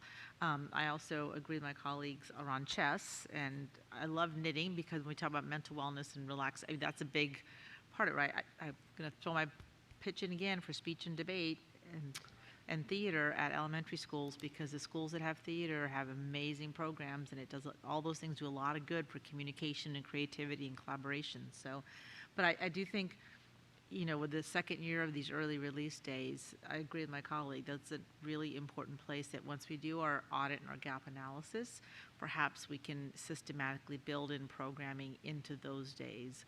That would be helpful. But I love what we're doing here. I'd love to see a sense that, you know, in my vision, I would love to see like a playbook of these are best practices for elementary school, right? Like what are the things, chess, knitting, speech and debate, science Olympiad, math Olympiad, you know, robotics, right? I know some schools have robotics as well, you know. What does that look like? And I'm not saying that everything is at every school, but what does that look like, and how do we have that consistency? Because right now it seems like it's pretty ad hoc. I mean, I'm going to throw fitness in there as well, right? We recognize the value of physical fitness for our students. So maybe something as a vision to build down when we're looking at how to fulfill this goal. What's our audit, what's our gap analysis, and what's our vision for the best practices for these activities? Thank you. Yes, ma'am. Can I just share an update? I'm so sorry. I just want to share that we do have 43 non-Title I schools in Science Olympiad, and we currently have 25 Title I schools with Chess Club. Thank you, Ms. Lemon. Thank you. Mr. Moon. Thank you, Mr. Chairman. Earlier today, I had an opportunity to exchange some emails with Dr. Presidio and gave him a heads up that I would be asking this question about a science and engineering fair. But before I ask you any question, let me just comment upon chess clubs. I love chess. At the same time, as someone who grew up playing another board game called Go, if you haven't seen, have never played, never learned, just let me know. I'll be willing to tutor you. And American Go Association has partnered with some of our schools in FCPS and providing free tutors, stipend to our faculty sponsors, and etc. And in fact, on May 31st, there will be a Go Festival at Thomas Jefferson, sponsored by a Office of Chief of Schools. So with that said, Dr. Presidio, my question to you about Science and Engineering Fair. I think you indicated that all high schools are allotted spots at the regional fair. How do you allot those spots? Well, thank you for that question. And I am familiar with Go, and I'm also familiar with your aptitude at Go, so I will not be playing against you anytime soon. But to your question about the regional science fair, we had an amazing event this year. It was the largest event we've ever had with over 600 participants. And the way that students can participate in that particular science and engineering fair is it starts at the base school level. So in all of our honors level science classes, students are required to complete an independent research project. And one of the ways that they can complete that is by participating in a school level science and engineering fair. And then the students that are selected at the school level move on to the regional fair level where they can compete for larger prizes. And then they can move on from our regional fair to the international fair. And our students actually do quite well on a historical basis at the international fair as well. So that's the basic kind of trajectory from classroom to the regional fair. So when you said a lot among high schools, is there based upon number of students in then honors level science classes, or how is that done? We make sure that there's a equal number of slots at the regional fair for students to have equitable participation from all of our base high schools in the county. So is doing, I guess, independent research project is a requirement for someone to be able to participate in the science and engineering fair? That's typically the gateway. I mean, there are opportunities for students to do it independently, but typically it would be initiated through the classroom content is the first stop. So there's no other way? No, I mean, you can, there are some other ways to accommodate that, but again, most of the students that are going to participate in that would start at the classroom level and at the school level fare. And piece of data I was looking for earlier, you told me that you would need a little more time to get that data to us or to me, is whether you can give me a number of students taking honors level science courses throughout the high schools in the county. I just want to see whether there is a large range, depending upon schools. I get that TJ maybe, since TJ may have many more students taking high level courses, but I want to see how that's spread. No, I really appreciate that question, and we'll get that data for you and share it with the full board probably by next week. Thank you. Yeah. Thank you, Mr. Moon. Ms. St. John Cunning. So thank you. I'm really glad to see these programs. They're pretty amazing. I do think we have to have an audit because I know different schools have different programs, and there are schools that have been running Odyssey of the Mind for a lot of years, and they are supported by PTAs, whereas some Title I schools can't have that support. So I think this is a great fit. And I know we're talking about everything that we want. And as someone that has run after-school programs, I need to calibrate everyone. A lot of times it's our teachers that volunteer, community members, and you need people that are really committed. I ran an after-school program for 10 years at 2 different schools of a ballet folklorico, and it was run for free, but it took a lot of commitment to do it.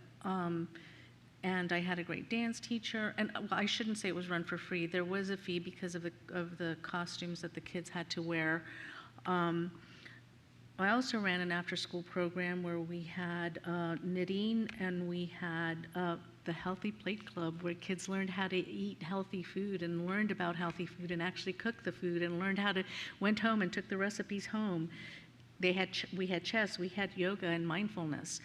All of that was teacher run, and the funding was very limited. Most of our funding was that we could provide meals to the kids. I know that we say that all things are possible, but a lot of this falls on our teachers and that kind of commitment. I would love to see this expand, and a lot of what I saw happening in here, I see in some STEAM programs that are integrated into our schools. So that's another thing that maybe we could look at elementary schools, where we can have that, I mean, not now, pie in the sky, not now, but those STEAM programs, those schools that have those STEAM programs are doing this kind of work every day, and it's part of the rotation for the kids. And the schools where I've seen those STEAM programs be successful, that is the kids, that is their favorite class. That is the favorite place to be, because they are breaking things apart, they're putting them together, they're being creative, they're learning, they're seeing how it works, how it doesn't work. So that might be one way that we can, in the future, with more funding, institutionalize. But it's great to see what is happening, and hopefully our funding partners will see the value of this. Thank you. Thank you, Ms. St. John Cunning.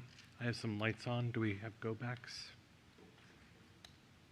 And suddenly there were no more lights, except for Ms. Anderson. Thank you, Dr. Reed. Thank you, Mr.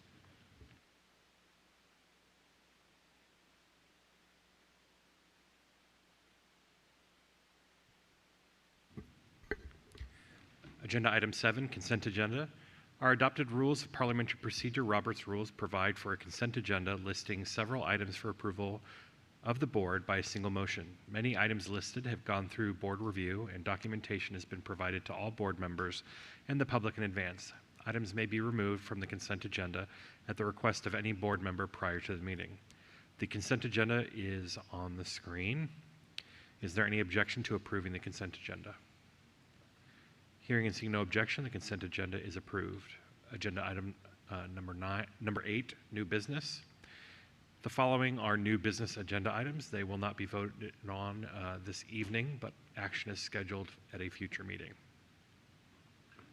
Agenda item 9, board committee reports. I call on Ms. St. John Cunning for a report from Public Engagement Committee. The Public Engagement Committee met on May 13th. The committee discussed updates to the proclamation process.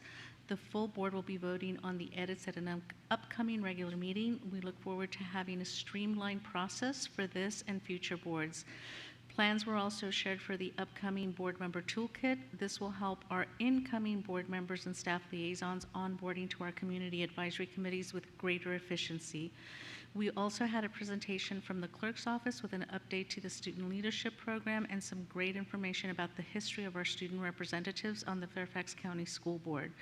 I want to pause here to thank our deputy clerk, who has done a lot of work with the student leadership program, and it's something that we're going to be able to rely on and build on. So the amount of work that he has done is amazing, and I really want to thank him for that.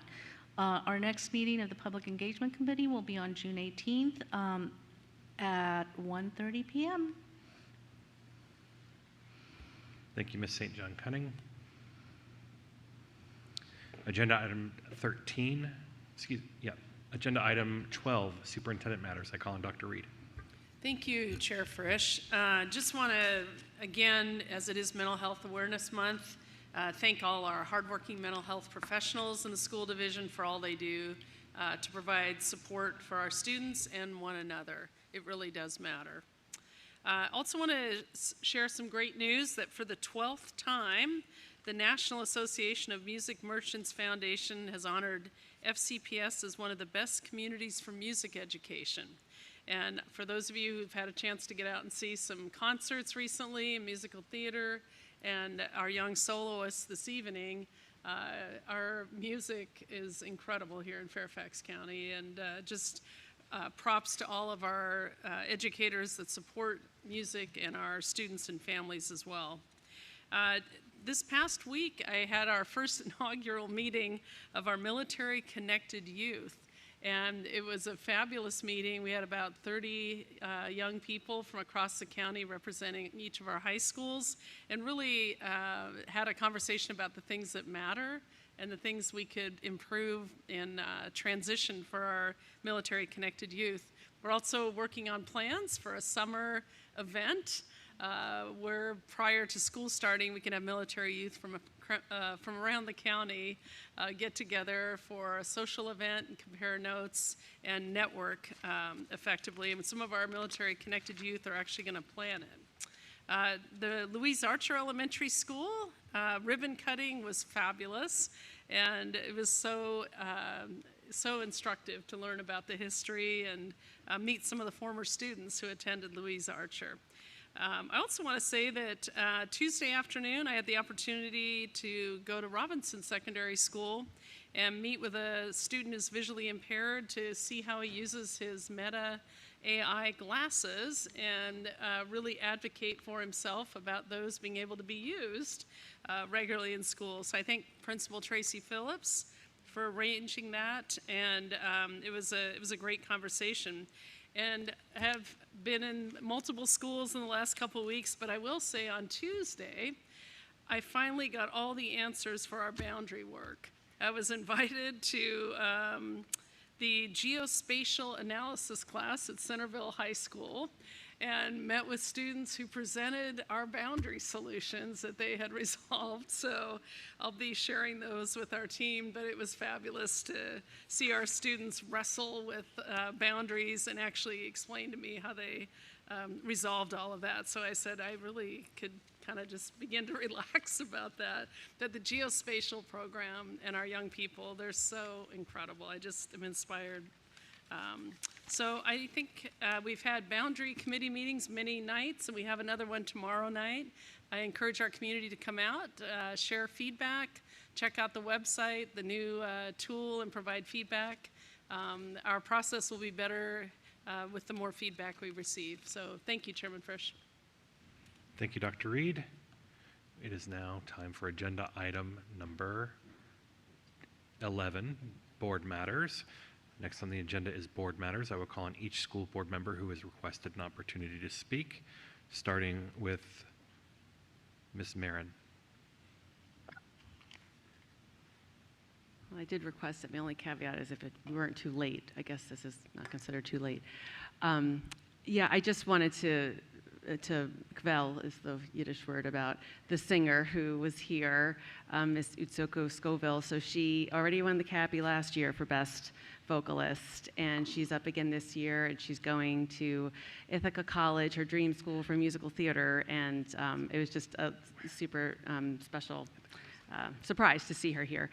I also just want to share about an exceptional festival I went to, the Matsuri Festival at Bucknell Elementary, which is the Japanese immersion, and it's just so much. It's, you know, culture and dance and food and crafts and art, and we celebrated Endo Sensei, who is retiring after 30 years, and it was really just a wonderful show of community. So other than that, I guess I'll just leave it at that for tonight. So I hope people have a meaningful Memorial Day, and we're gonna get to the fun parts of the year now. Okay, thank you.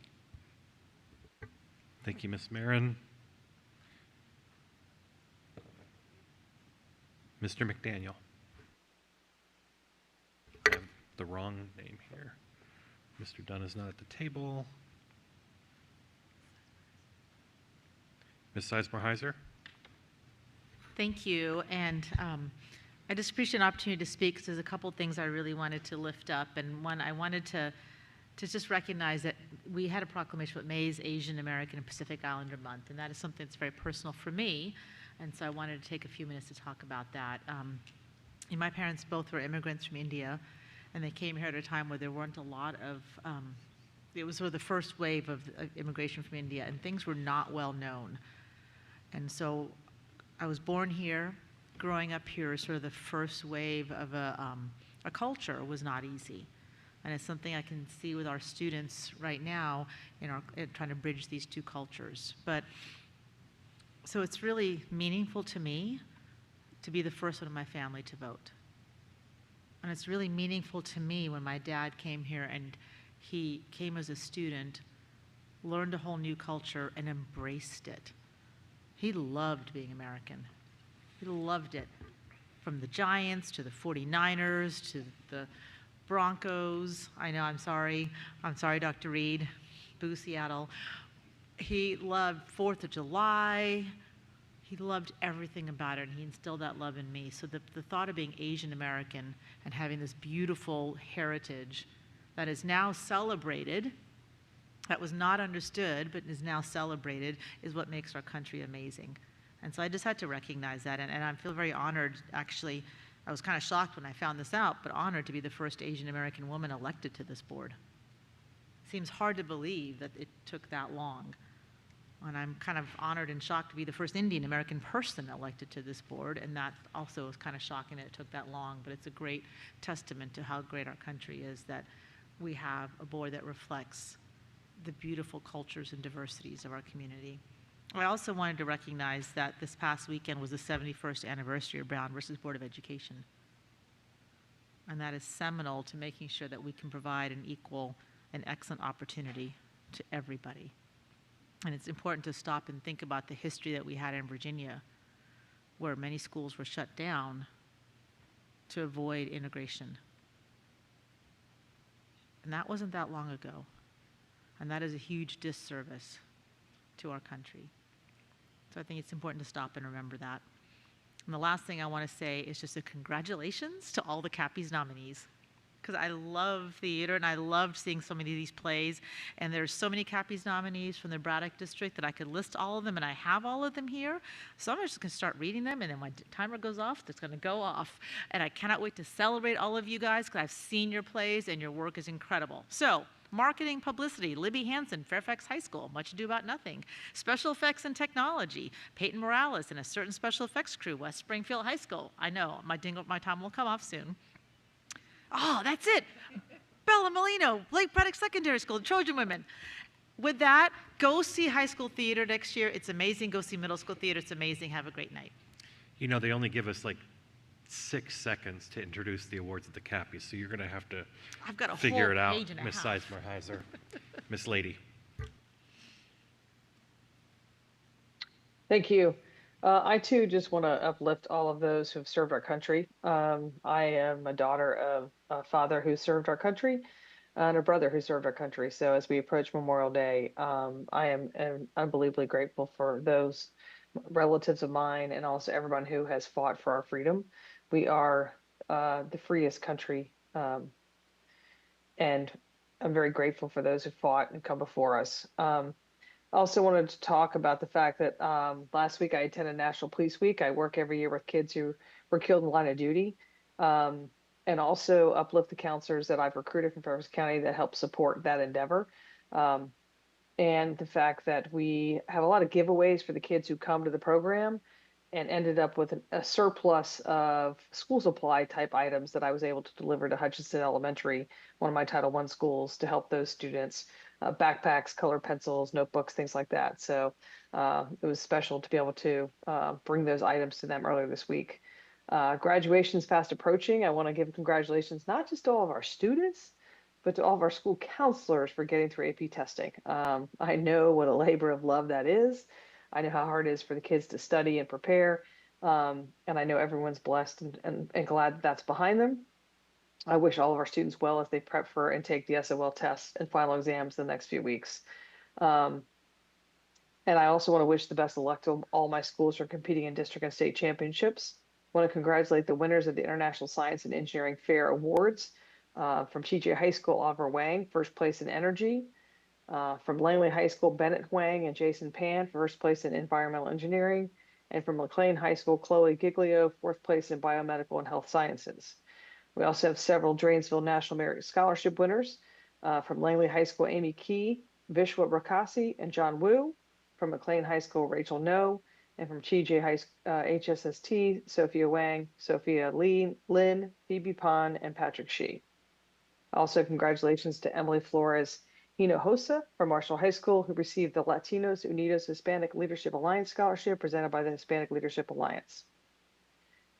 Finally, I want to congratulate the Drainsville finalists of the Fairfax County 2025 Fairfax Area High School Shark Tank Technology Challenge. Second place, Artisan to Alan Wang from McLean High School. Third place, Gateway, Jasmine Ma from TJ, and Jaden Saran and Sophia Zhang from McLean High School. And honorable mentions, Krishay Tivari from Langley High School, Aaron Rathor and Sean Miles from McLean High School, and Chinsi Zhu from TJ. And again, like my colleague, congratulate all of the nominees for the Cappies. I look forward to being there on June 2nd to honor those students. And yes, if you don't see high school theater, please get up and do it next year. And finally, I echo my colleagues and remarks shared earlier, expressing my condolences to Kathy and the Connolly family on the passing of Congressman Jerry Connolly. Representative Connolly was a pillar of the Fairfax County community, serving over 3 decades in public service on the Fairfax County Board of Supervisors and in Congress. His leadership will be sorely missed. And finally, my condolences to all of my Jewish friends related to the tragic murders that took place last night outside the Jewish Museum. My heart goes out to you. My prayers are with you. I'm sorry that this took place. Thank you, Ms. Lady. Mr. Moon? Thank you, Mr. Chairman. I was not going to speak until Rashna Sizemore-Heiser, Braddock District School Board member, inspired me to share something about my parents.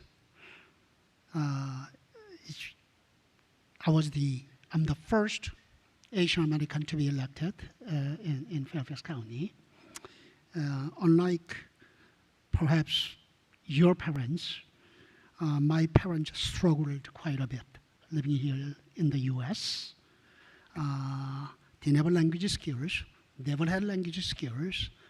Until they died, they didn't have language skills. They were not educated in their own country.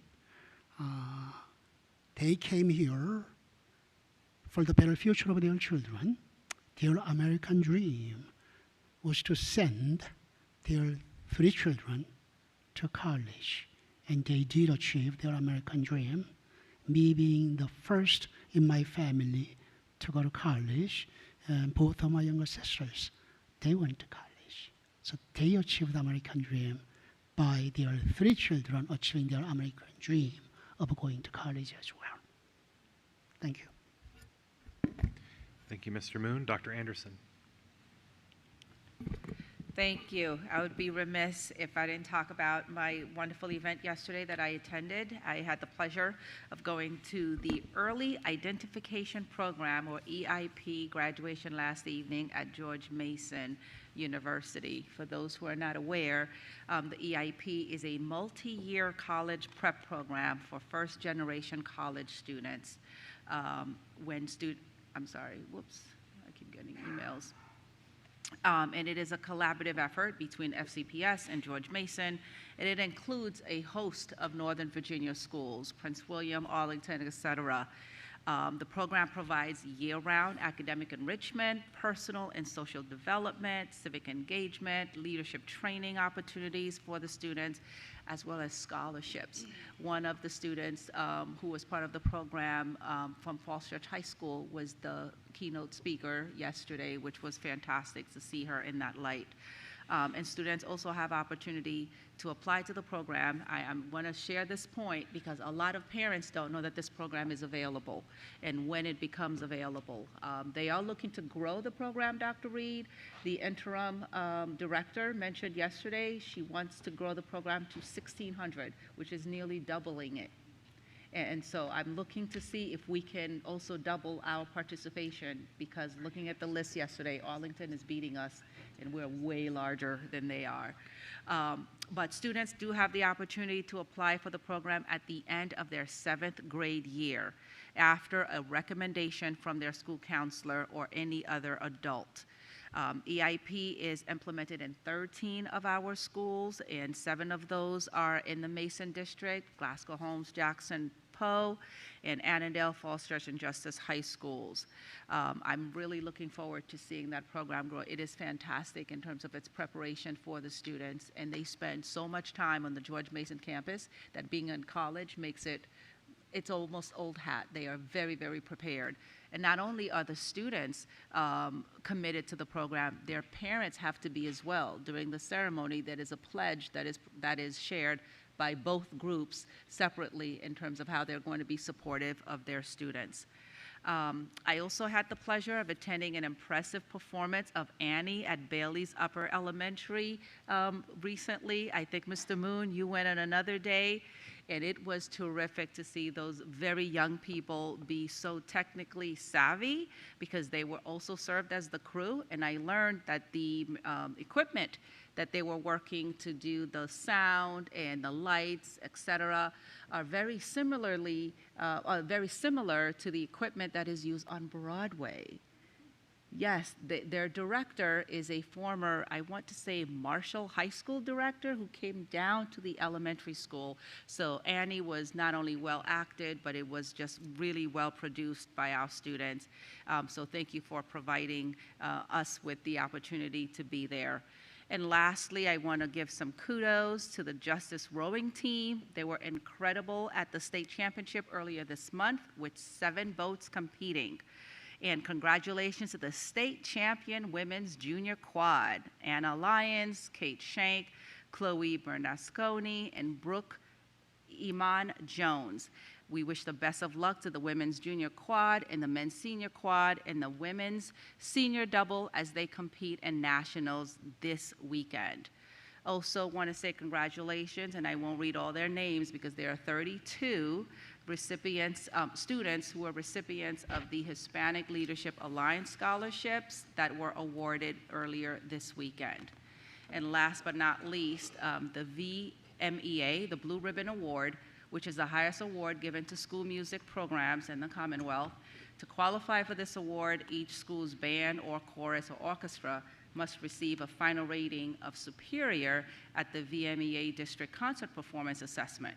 I'm very happy to declare that Annandale High School, Glasgow Middle School, and Justice Middle School were all recipient of this wonderful achievement. Have a wonderful Memorial Day weekend, and thank you. Thank you, Dr. Anderson. Mr. Dunn. Thank you.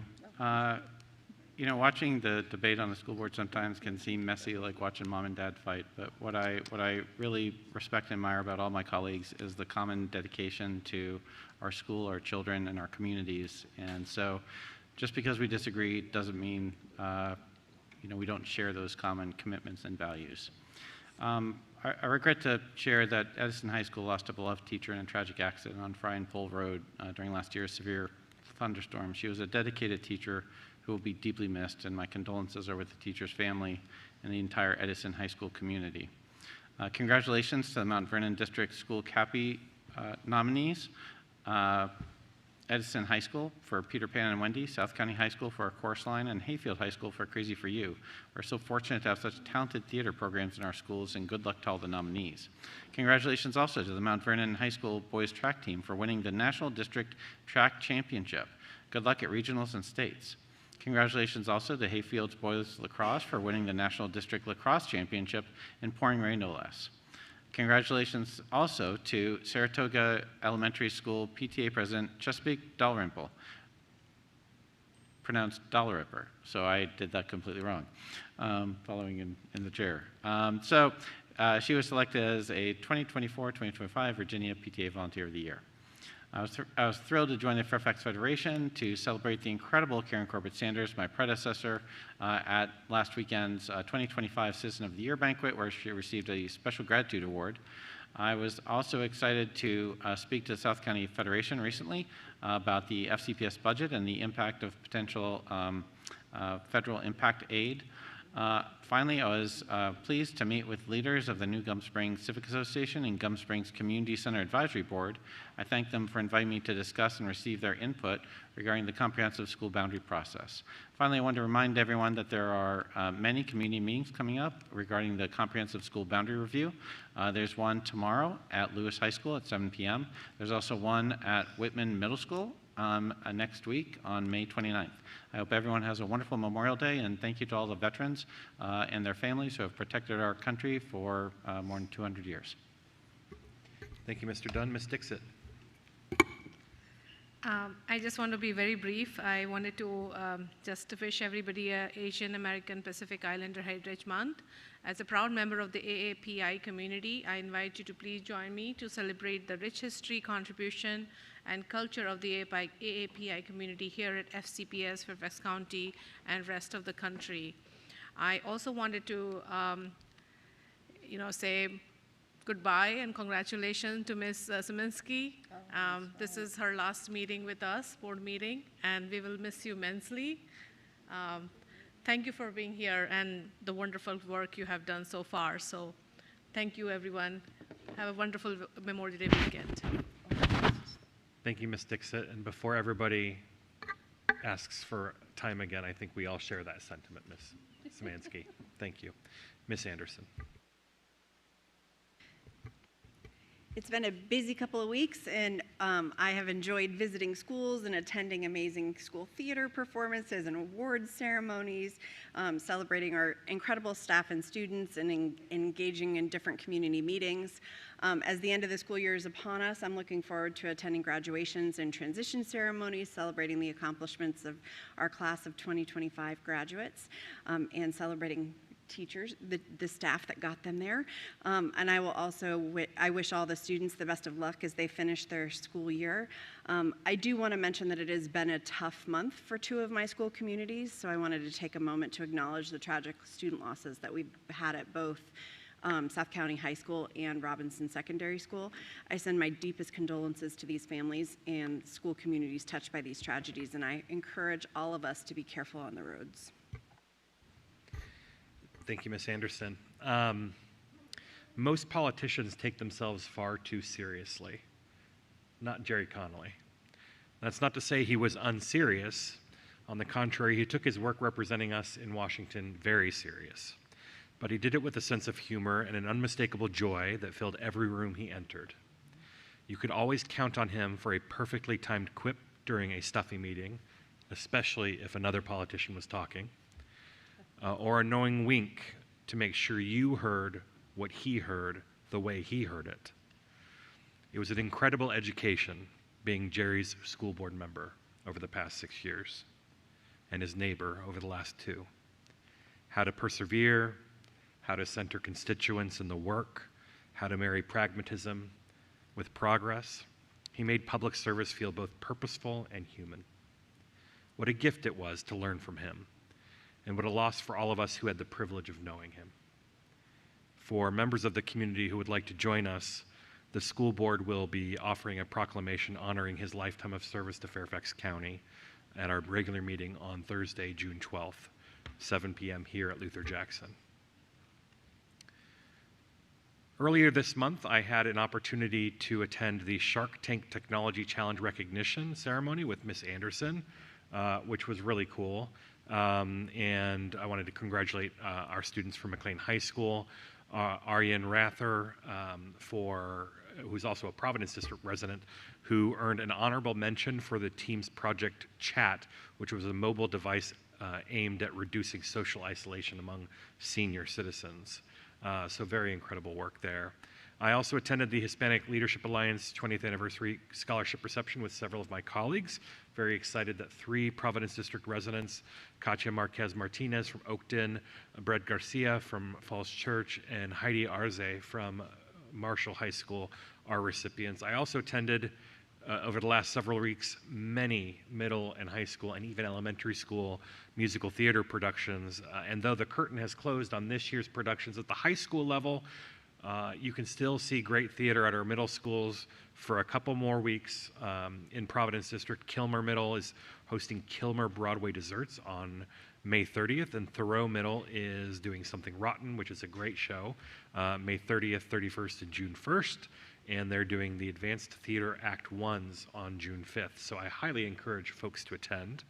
I also attended this week's Student Leadership Development Program mock school board work session. This is a program that Mr. McElveen brought back to the board, and I can't wait to see how it grows in the years to come, because our kids are exceptional.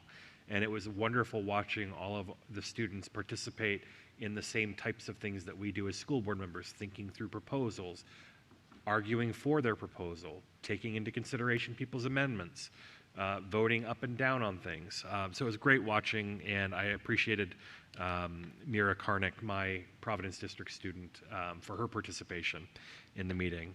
I would also give shout outs to all of the VMEA students and Blue Ribbon and National Merit Scholar winners.